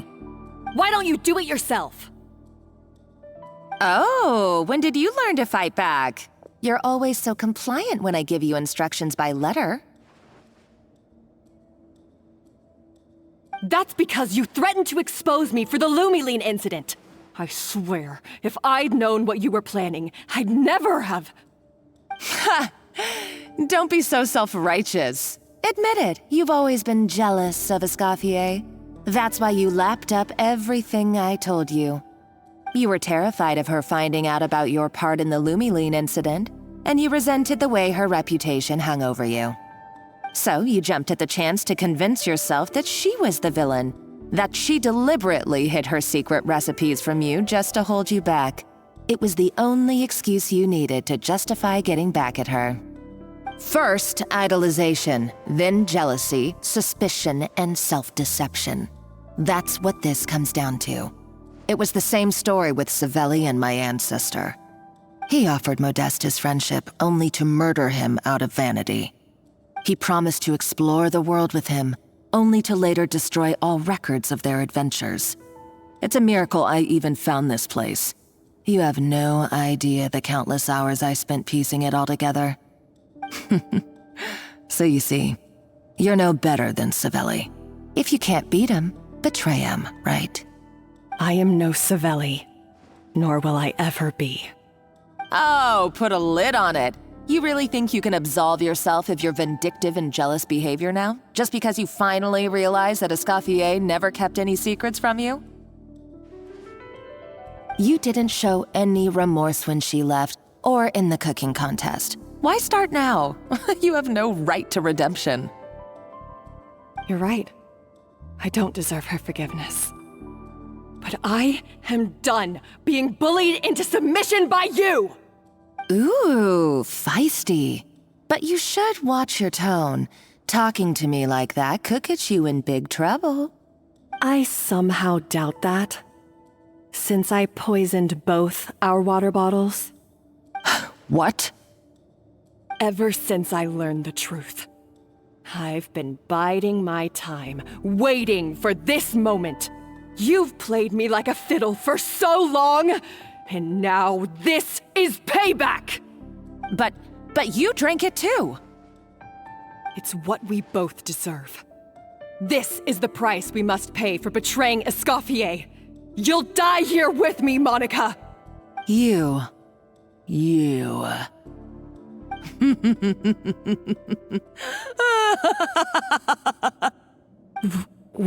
What's so funny? Oh, you're too much. I thought I'd play along for a bit just to amuse myself. You gave a very rousing performance. I saw your dumb plan a mile off. There's no poison in these bottles, just clean, fresh water. No. Revenge is a dish best served cold, you know? Did you really think your half-baked plot would fool me? You're a lousy chef, and you make a lousy villain, too. A complete waste of space. No wonder you never amounted to anything. Everything I ever did was a failure. And now, I failed again, for the last time.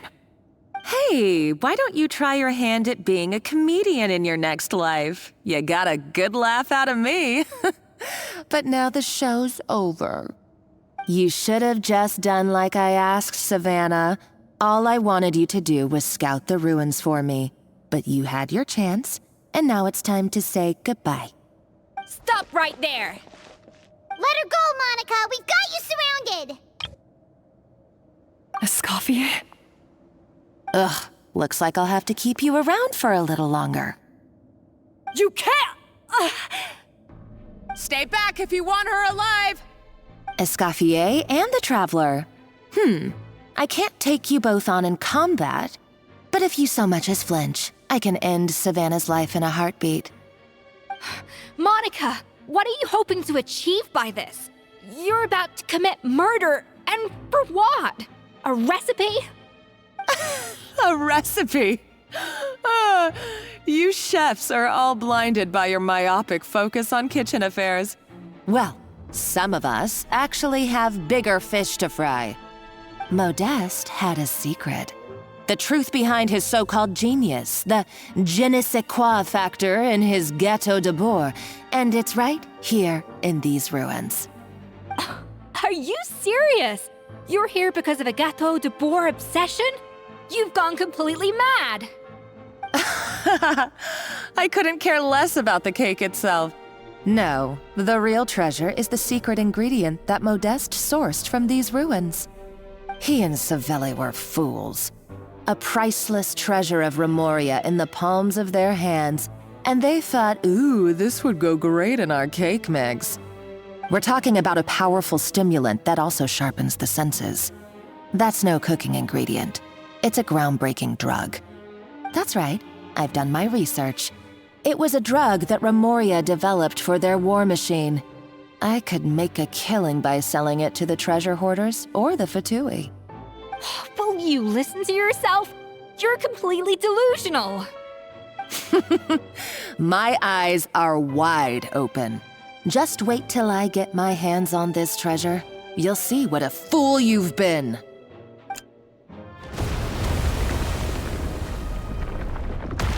Wait, what's that sound? Just when I thought she couldn't get any crazier. She's lucky the whole place didn't collapse. Uh-oh, Savannah's gone too! Monica must have taken her. Oh, what a coward. She's only taken her hostage because she knows that she's no match for you. That's true. Even if she finds the treasure, she'll need Savanna alive if she wants to get out of here in one piece. Oh, well, our path's been blocked, so let's look for another route.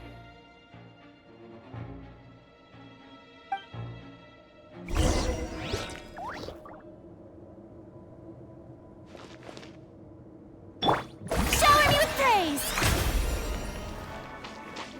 The water looks pretty deep here. Maybe it leads somewhere.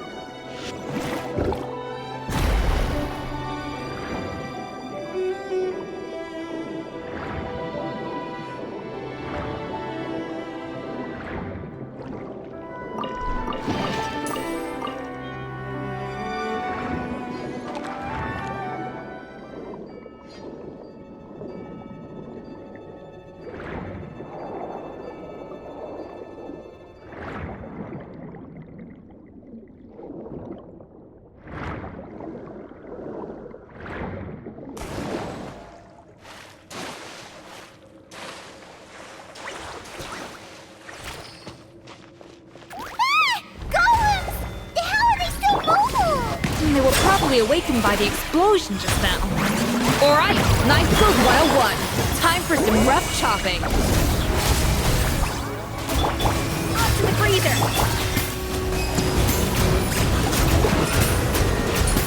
Be sanctified.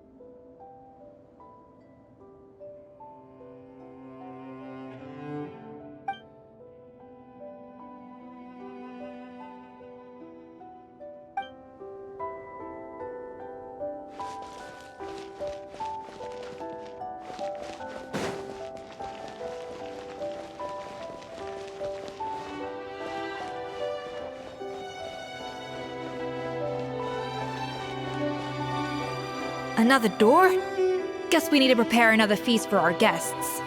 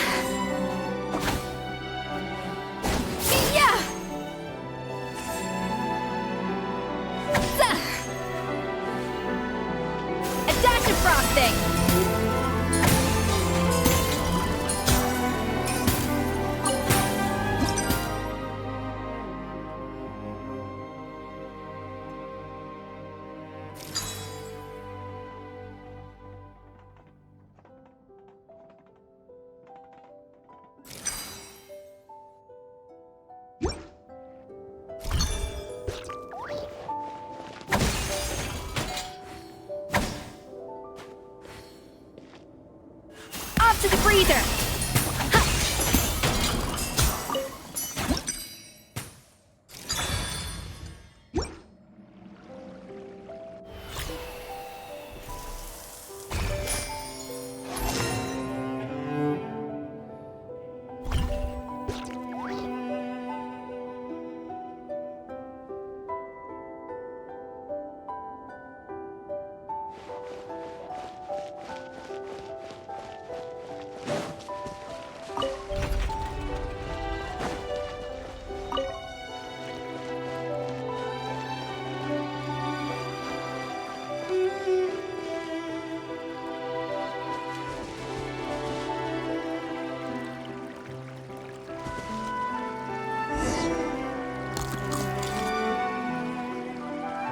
It seems to really like the texture of Rome maritime flowers.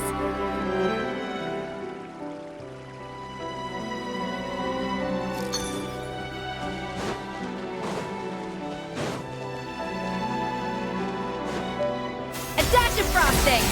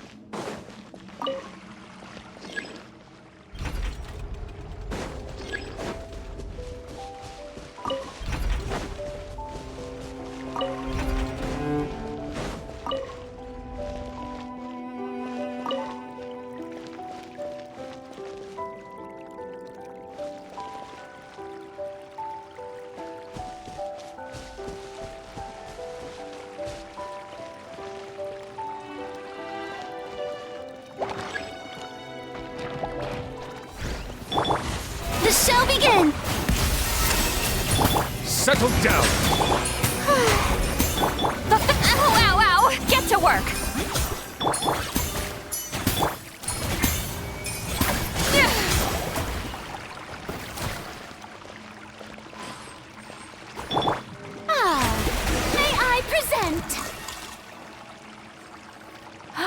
never knew you could process Lumitwol like that. Alright, I've got to jot this down. Lumitwols and maritime flowers. This could open the door to a whole new world.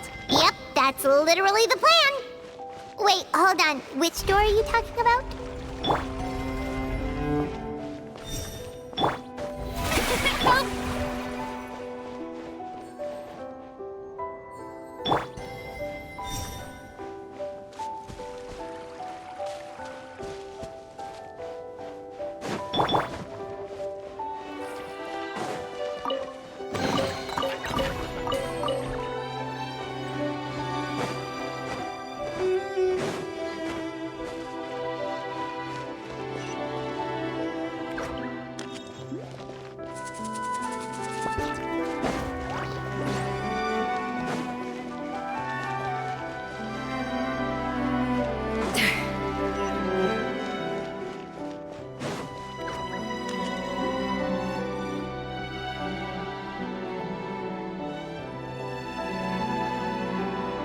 That's strange. These don't look Romorian to me. More like last century Fontaine. Adventurers from last century Fontaine, huh? Oh, Modeste and Savelli, do you think they camped here? By the looks of it, this was a one-person camp. They adventured together, but maybe one of them came back alone at a later date. Huh, you really think so? Trust our adventurers' instincts. We're pros at this stuff, just like you're a pro in the kitchen. Okay, well, the Traveler has more adventuring experience overall, but Paimon's definitely a pro rummager from all those treasure chests. Darn it! Paimon was just about to show off her rummaging skills! Huh, no kidding. Are all adventurers so obsessed with journaling? I mean, I guess I take a lot of notes when I'm cooking as well, but I thought that was just me. Anyway, let's find out who was here. It's been years since I've last visited these ruins. It's exactly the way I remember it. This place probably hasn't changed in millennia. Sadly, up above, on dry land, everything has changed. The treasure of Remoria. That's what we used to call it. Modeste was right about its potential. It turned Gateau Debord into a national sensation. Our limited stock of the substance meant that the Gateau could only be produced on a small scale, but this only drove up the popularity all the more. Modeste was right about that too. He predicted all of it. He was praised as a genius, while I, as the one person who'd ever disagreed with him, was labeled a talentless fool. Modeste tried his best to console me, but I knew better than anyone just how great the gulf was between us. Our conversations grew scarce, and we saw less and less of each other. I didn't fight it. He had new friends and a career of his own. Why invite further disdain by inserting myself where I did not belong? I told myself that maybe one day, when I finally created a masterpiece of my own, I'd be able to face him without shame. Or maybe one day, when I've put these feelings of self-loathing behind me, I'd be able to ask him with a smile on my face, how about we go on one more adventure, for old time's sake? Unfortunately, that day will never come. So it was Savelli. From the sounds of it, he came back after Modeste had already died. I always thought it was just a legend. But if it's true, then this must be the place where they found their secret ingredient, the birthplace of Gateau Debord. In that case, what does that say about the death of Modeste? If it's all true, maybe Savelli really did have something to do with it. The taste of Gateau Debord has changed. Modeste was convinced of this, even though everyone swore they couldn't tell. Being the perfectionist that he was, he refused to accept even the slightest flaw in his work. He stopped all sales of the product, locked himself away in the kitchen, and worked day and night, vowing to find out where he had gone wrong. But as he baked and taste tested over and over again, he found he only strayed further and further from the original taste.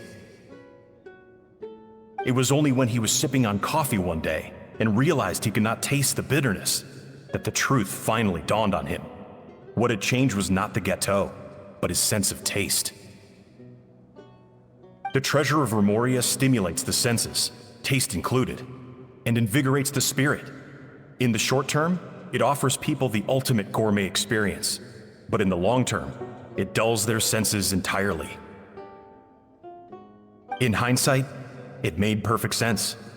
After all, why would a culture that sought liberation from the constraints of their bodies care for the loss of their senses? But we realized it too late. We were just too late. Over the course of his many culinary experiments, Modeste exhausted the remaining supply of the treasure of Remoria. He consumed it all himself. The finest culinary talent of his generation now faced a future in which he would never be able to taste anything ever again. Finally, in despair, he took his own life. And because we had become estranged, I could not be there to stop him, to offer some words of comfort, or even to say goodbye.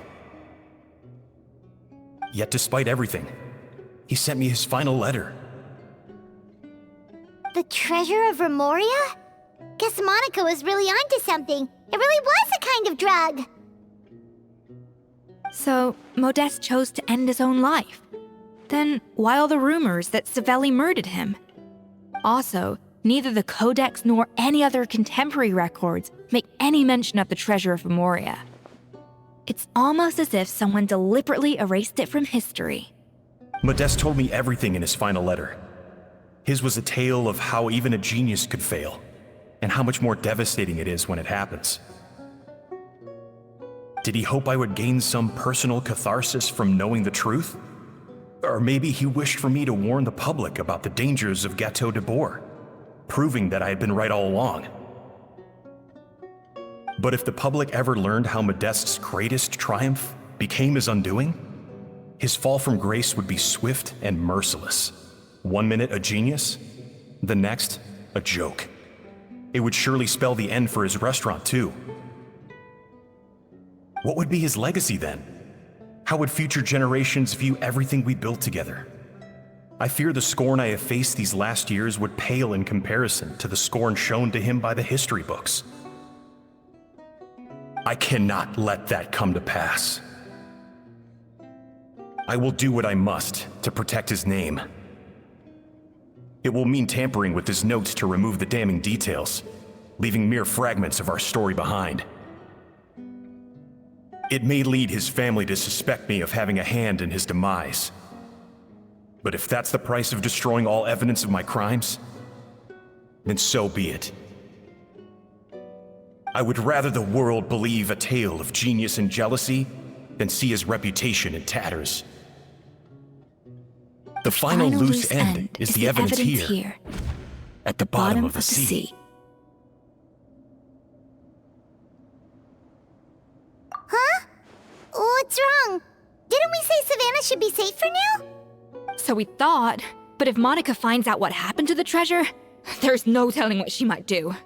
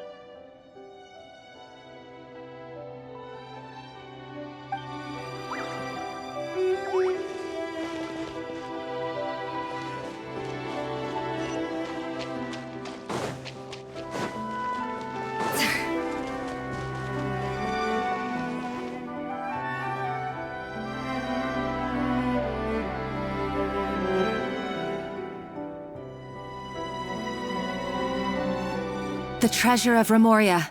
I have found you at last. Savelli, you tried your best to bury the truth, but you underestimated the children of Modeste. Some fragments of his diary escaped your clutches, and we have held on to them for generations. But I have to thank you too, Savanna. Without your help retrieving the codex, and with it the last piece of the puzzle, I may never have found this place. But now, finally, the secret to Remoria's military might is within my grasp. The treasure of Remoria is mine! Oh. It's empty. It's empty? Monica? Oh, we were seconds too late. Escoffier? What's the deal with that jar? Savelli's final act! He wanted to conceal the secret of the treasure forevermore and make sure it would never harm anyone again. So he came here after his friend's death and destroyed every last shred that remained. This can't be happening. All the years I spent piecing together the truth. All my painstaking planning. All that for an empty jar? Monica, don't do anything stupid. This ruin is more dangerous than you realize. Oh, shut your pie hole! Praise be to Lord Remus. You barbarian shall be slain.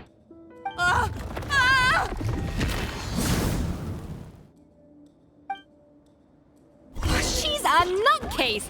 A liability to herself and everyone else! Well, now it's up to us to clean up the mess she's made. Take these golems out! A little amuse-bouche!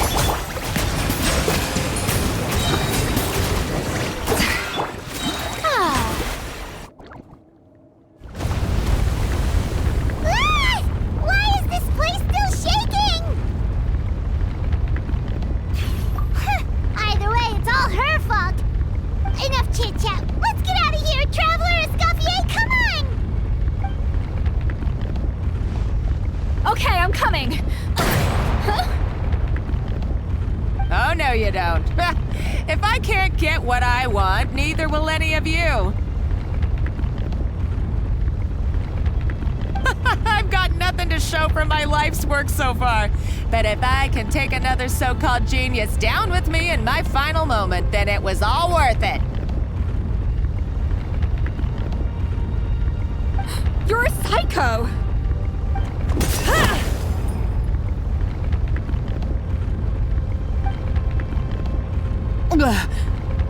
Savanna? When did you wake up?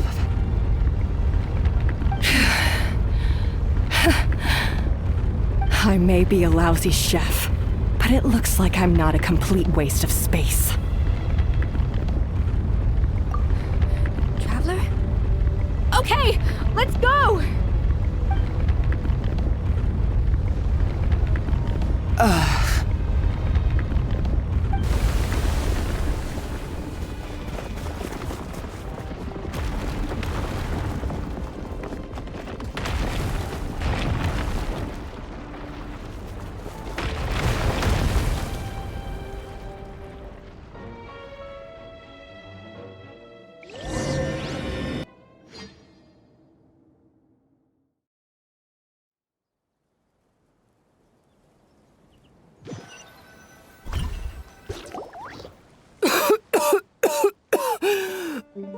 Escoffier! Savanna! Traveler! And Paimon! Venegem! What are you all doing here? What did you expect us to do? Stay at the restaurant and sit on our merry derrieres? While the Traveler and Escoffier were out here risking their lives? We had to do something. Even though that something ended up being, well, waiting for you here instead.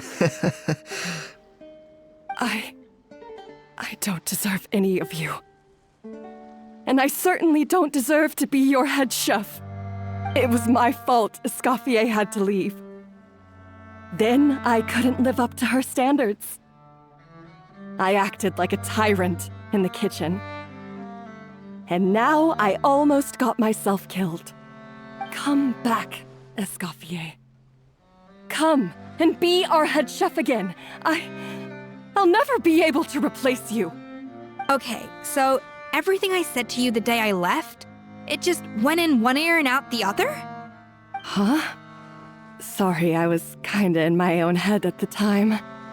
All I could think about was the Lumiline situation. What was it you said again? Forget it. It doesn't matter. Anyway, I didn't leave this job because of you. And you're not nearly as awful a chef as you think. If you were that bad, why would all your staff show up here for you? Escoffier's right. Sure, you nitpick our work and get us to do things over a lot. But when it comes down to it, you're the one who's always doing whatever it takes to make sure the customers get served on time, every time. Things were pretty rough after Escoffier left, and Savanna's the only reason we've been able to make it through. Our customers know that Escoffier doesn't work for us anymore. But the fact is, they keep coming back. If that's not an endorsement of your work, I don't know what is. At the end of the day, we're all human, and we all make mistakes. All we can do is recognize where we get it wrong and do our best to improve. That's all that's humanly possible.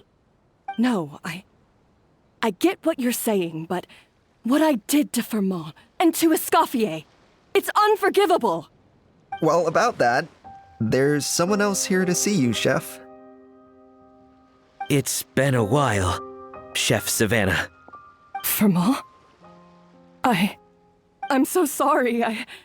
I put far too much pressure on you. And the way I stubbornly refused to go and see you after you fell ill. There's no excuse. But I'm too late, aren't I? The damage is done. I heard that you can't even hold a kitchen knife anymore. Actually, I think I'm going to be just fine. Huh? We thought Firmin's problem was purely psychological in nature. But after the threat letter came to light, it got Firmin thinking. And then he remembered the tea that Monica used to give him every night. And as it turns out, she was lacing it with Lumiline the whole time. No way! Doesn't that cause nerve damage? It can. High doses pose a risk of serious nervous and sensory complications. But if you calculate the dosage carefully, you can control the extent of its effects. A small dose might simply make a person more emotional, whether that means more fragile or more hot-tempered. No wonder it seemed like you'd lost your edge. I asked my friends at the Fontaine Research Institute about it. They said that with the low dose I was taking, the risks are pretty small. They also fixed me up with some meds and said I should recover in no time. Well, that's what happens when you give someone a little bit of hope to cling on to. There's more. We believe that Firmin was likely not Monica's only victim. You mean she poisoned me too?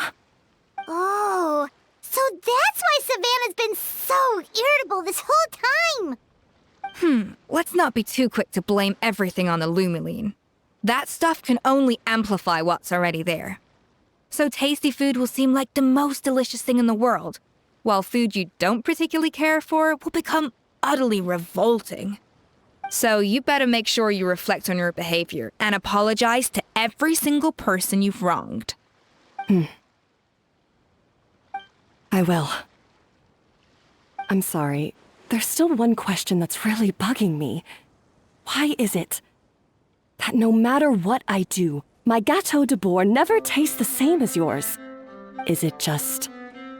is it because you're a genius and I'm not? It's because the heating element in your oven is broken, you silly goose. What? Huh? I felt like something was off during the cooking contest. Once I got around to checking all the equipment, I noticed it right away. There was a half-degree discrepancy between the temperature setting and the actual temperature. All the ovens in the whole kitchen had the same problem, which confused me at the time, but by this point, it's pretty obvious that Monica must have tampered with them. I would have figured it out the day of the bake-off, since the issue affected both our teams. But of course, Monica sabotaged mine so that could never happen. No. I spent so long trying to find out where I was going wrong, and then you pinpoint the problem in just one night? It all comes back to one simple, undeniable truth. You're a genius, and I'm just plain old Savanna. Oh, cut it out! Stop the woe is me act for a second and just think. I came up with this recipe. You don't think that might have something to do with it? Do you know how long I spent perfecting my Gateau Debord? 3 years! 3 whole years! I know this dish inside out, back to front and upside down. And you've been head chef now for what, 6 months? If that?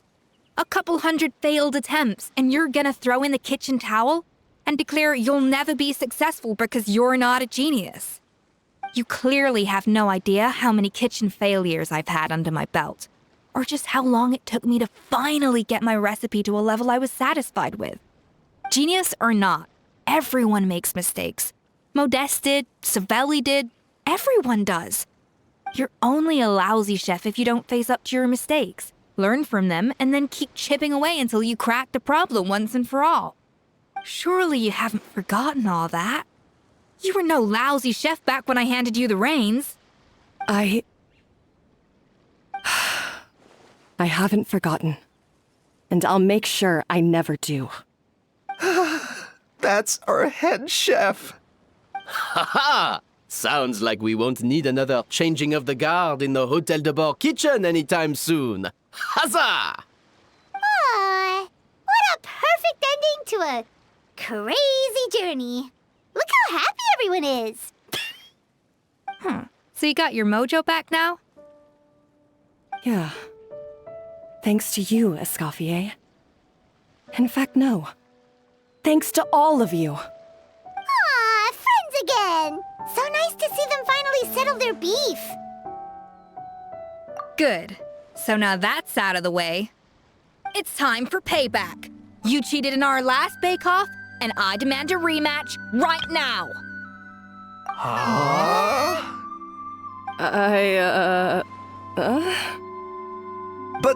But that was mostly Monica's fault, wasn't it? Right. And also, does it have to be right now? Savanna's only just got her mojo back, and you barely escaped from a death trap. No excuses. This is a cooking contest between 2 top chefs, and nothing will stand in its way. So grab your spatula and get ready, because this rematch is happening today, right now, this instant.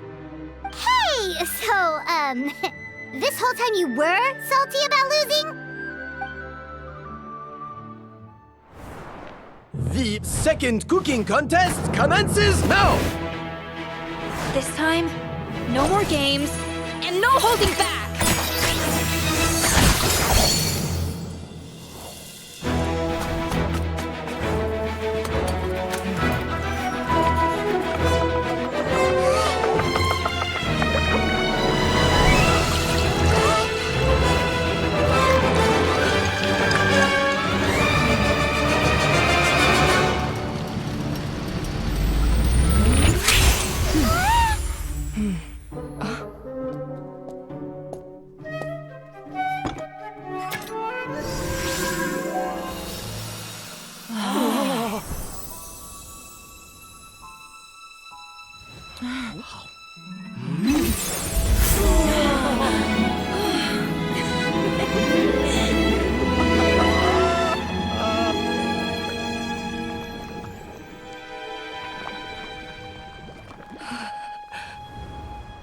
I feel like I don't have the right to be here. Hey, what are you so afraid of? You can't unbake it now. And if you don't serve it, then good or bad, you'll never find out how to improve. If you're too scared to fail, you'll never know what real success tastes like. So? Embrace your failure. Taste it. Digest it. That's the way to success. I don't know. Sounds like it's easier said than done. I'll do it.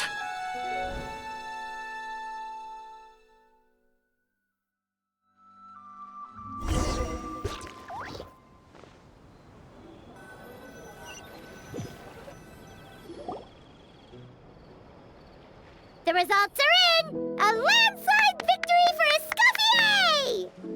Escoffier! Quite rightly, too. Piece of cake.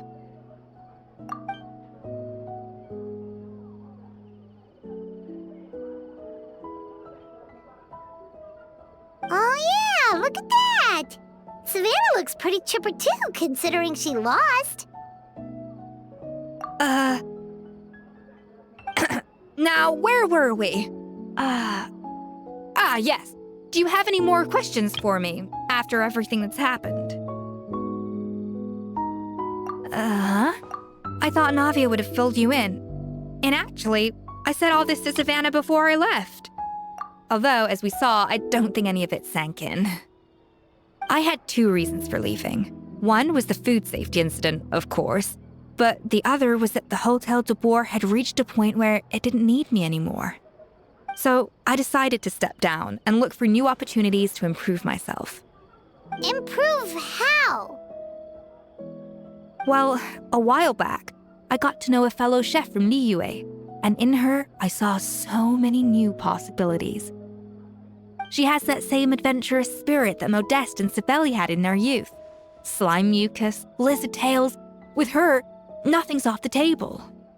There's a whole world of new flavors out there waiting to be explored, hiding away in ingredients we overlook. Case in point, remember those Romaritime flowers down in the ruins? I used them in the cooking contest just now. Did you taste the difference? What?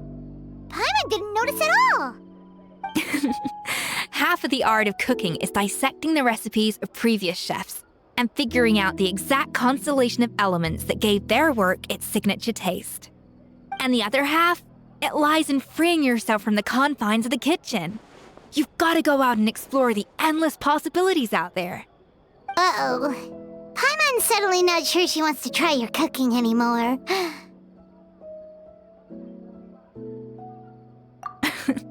Don't worry, it's not going to be a free-for-all like in Modeste's time. Before I put anything into my food, I'll obviously do my research, make sure it doesn't contain any harmful substances. In the meantime, take this. It's a recipe for Petit Gateau Debord revised version. I tweaked it to suit your needs as busy adventurers. Hope you enjoy, and remember, feedback is always welcome. All right! So, do you ever see yourself returning to Hotel Debord? Oh, of course. I've already promised Vanishem that I'll come back every once in a while to make sure the quality of the food remains at an acceptable level. You know, Paimon's still a little disappointed that we never got to see the treasure of Remoria. Surely Monica wouldn't have gotten drawn in so deeply if it wasn't for all the mystery surrounding the original Gateau Debord. She practically dedicated her life to finding the lost pieces of Modeste's diary, then went to all that trouble to infiltrate the Hotel Debord. And in the end, it was all for nothing.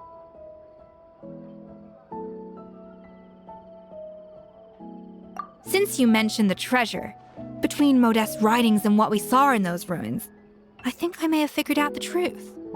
The so-called treasure of Remoria was most likely a substance that the Remorians extracted from Lumitoiles, better known to us as Lumiline. Huh? So then, why all the hype back in the early days of Gateau Debord? Don't forget, it was a very different era. We could barely even refine sugar back then.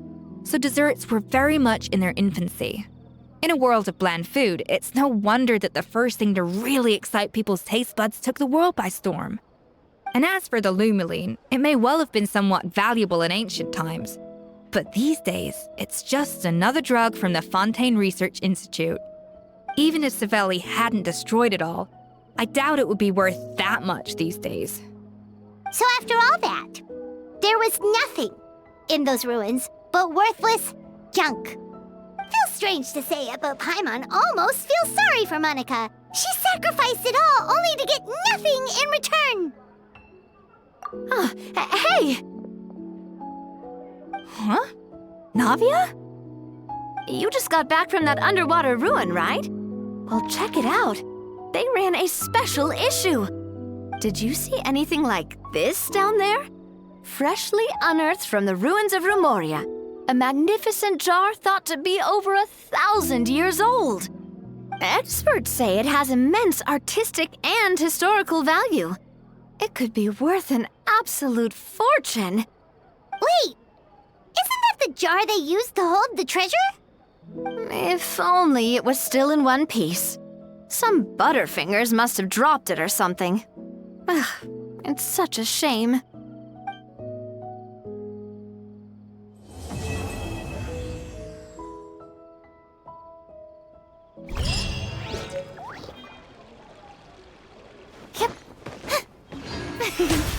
May I present?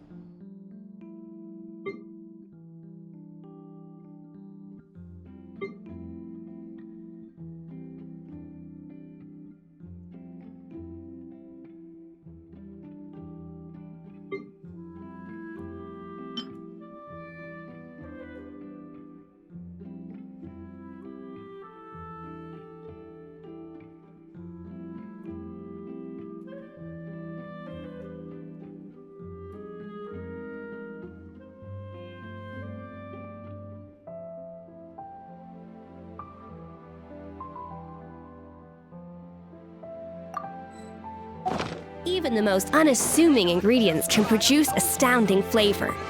But unlocking that potential takes a keen sense of smell, a refined palate, and an open mind.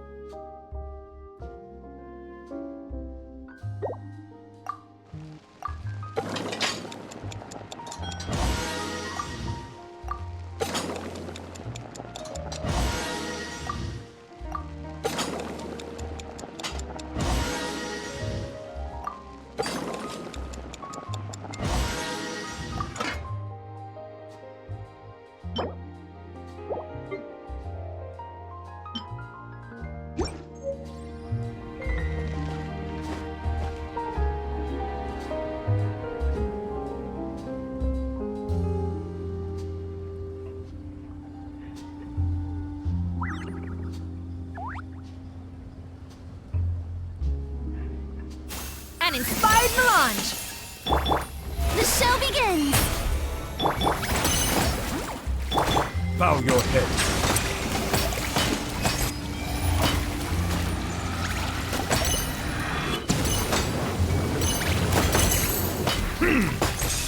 Let the mighty be humble.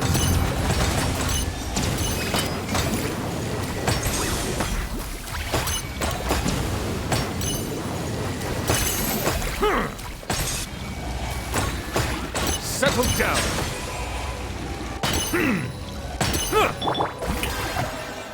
Show no mercy!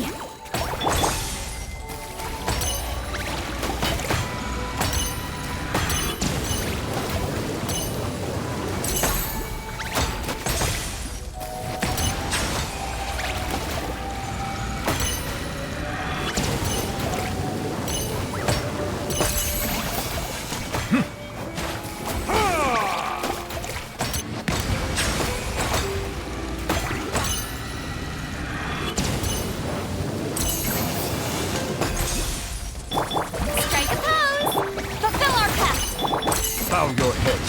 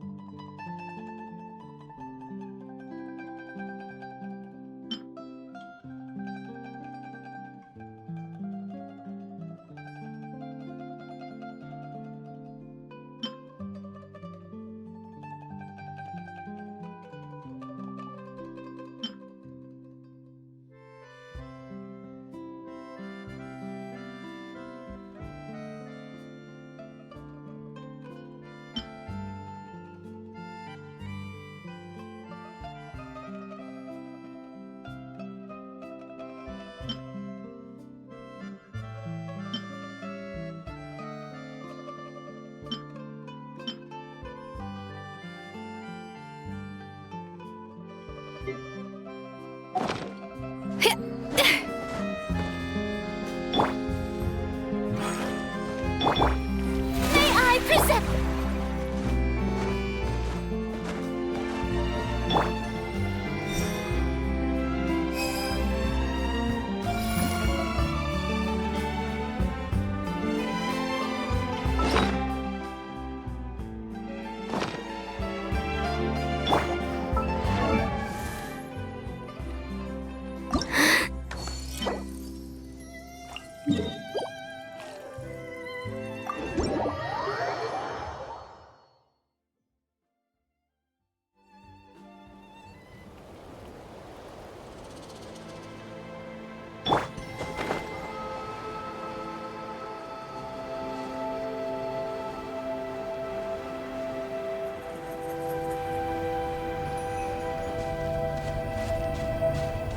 Settle down!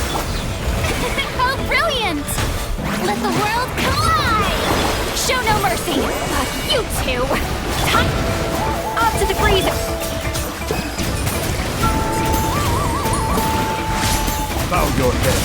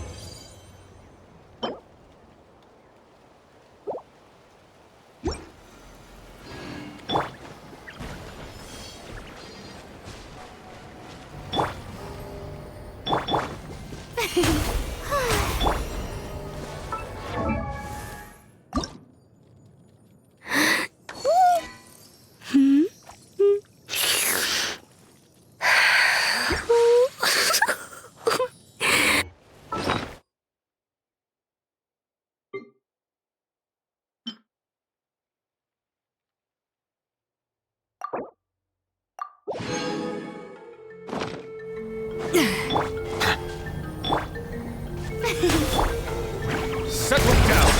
Yoo-hoo! Time to shine! Keep lolling! It's Papa! Pinnacle of excellence!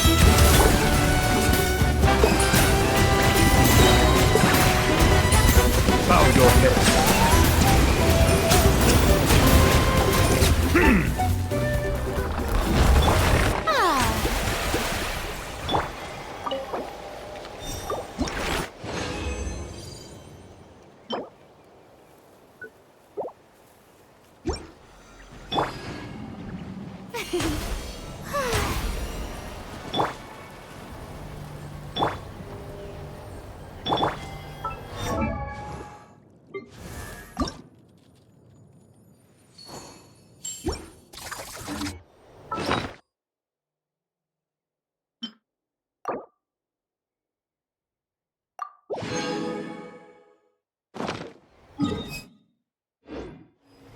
I see the value in my own work, but I also see the meaning in all the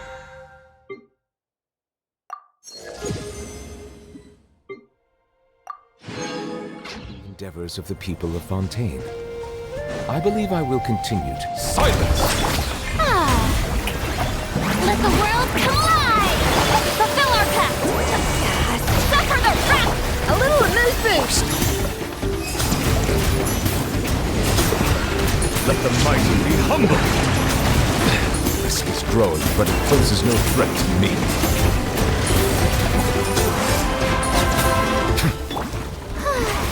May I present?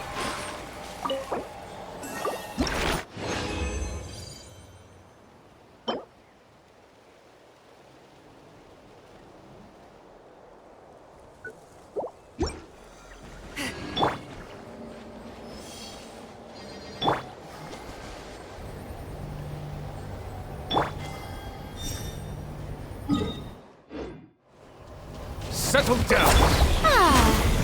Time to shine! Show no mercy! You two! Time! A dash of frosting! Booze on the loose!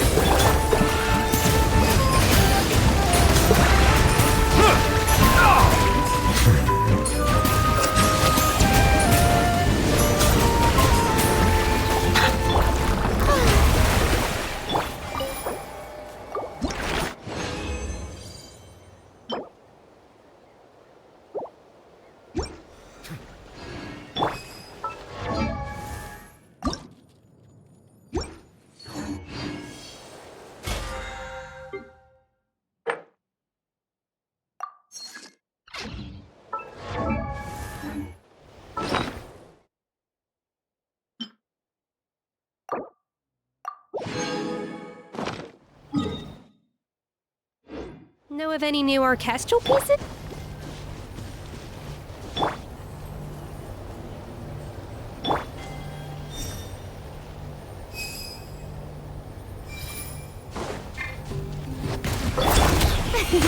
Strike a pose!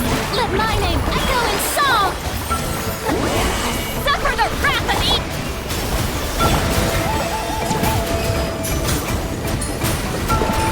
The tides beckon. This is growing, but it poses no threat to me. The show be...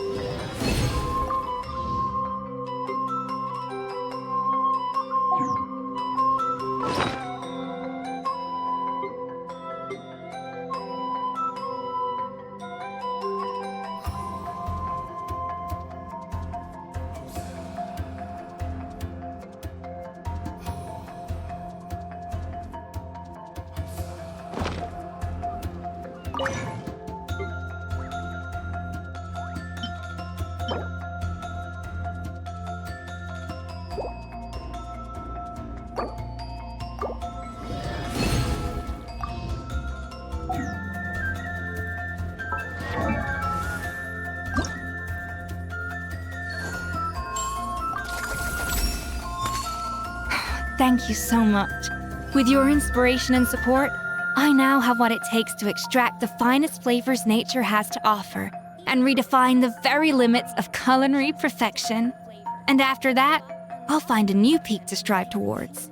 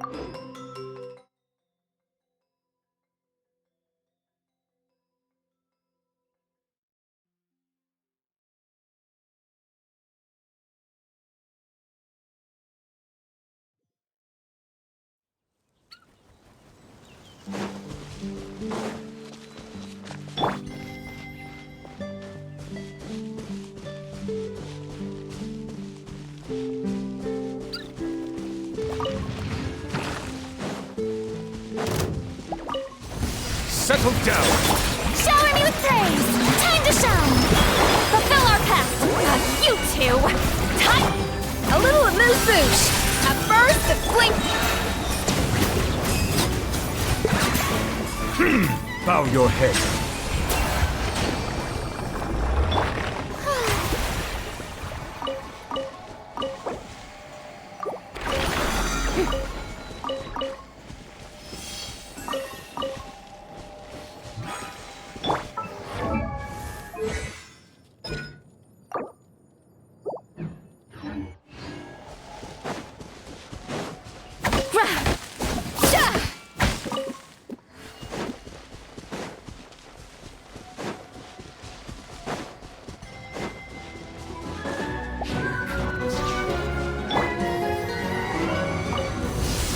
Silence! Today how dare you! Don't be a killjoy! Let my name echo in song! Show no mercy! Suffer the Off to the freezer! The pinnacle of excellence! Let the mighty be humble! Looks like I went too far.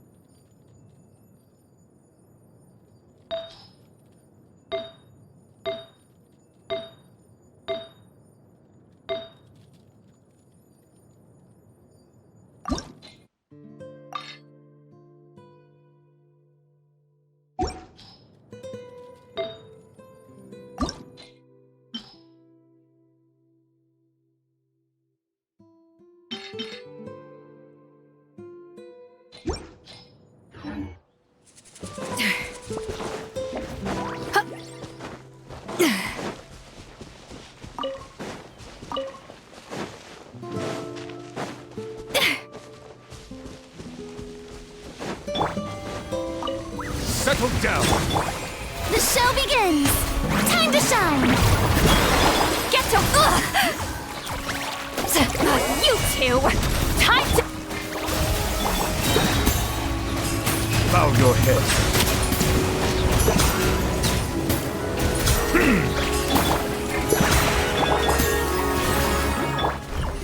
Strike a pose!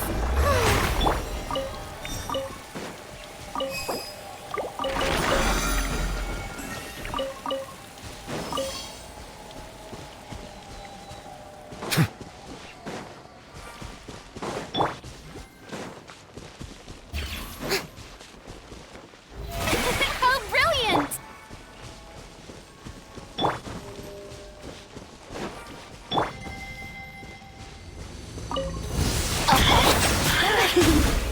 Let the world collide!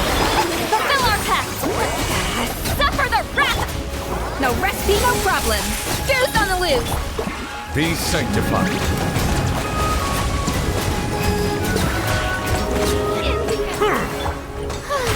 The show begins!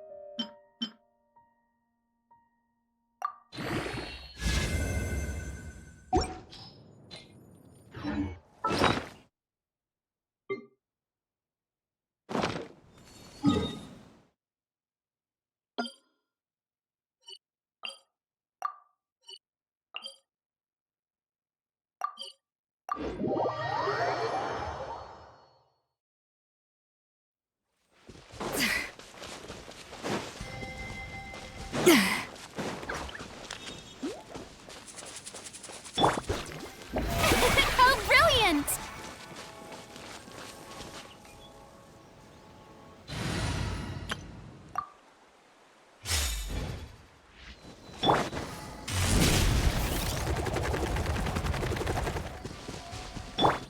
Bring it!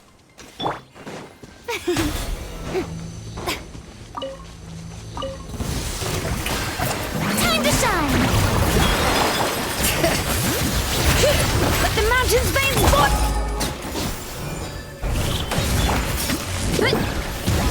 Here are we coming! Yeah! Da! By my spark, the night burns! Oof! It's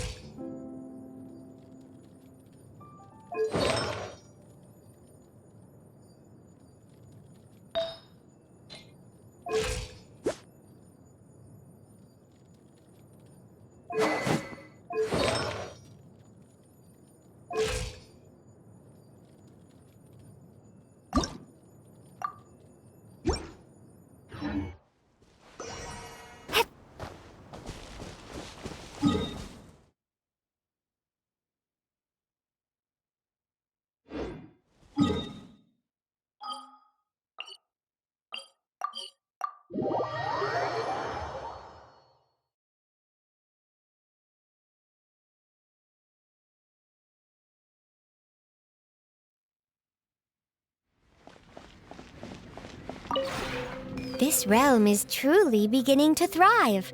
I cannot help but be stirred.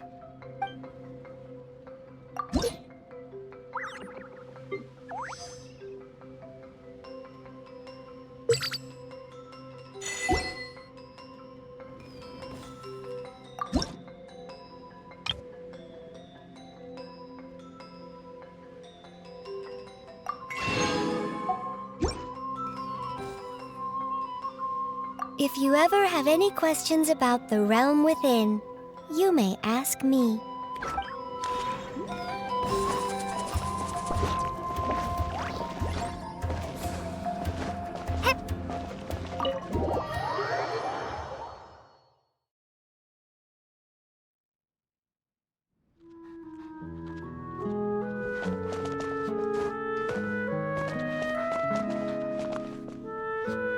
Traveler, you're here! Anything interesting you want to talk about today?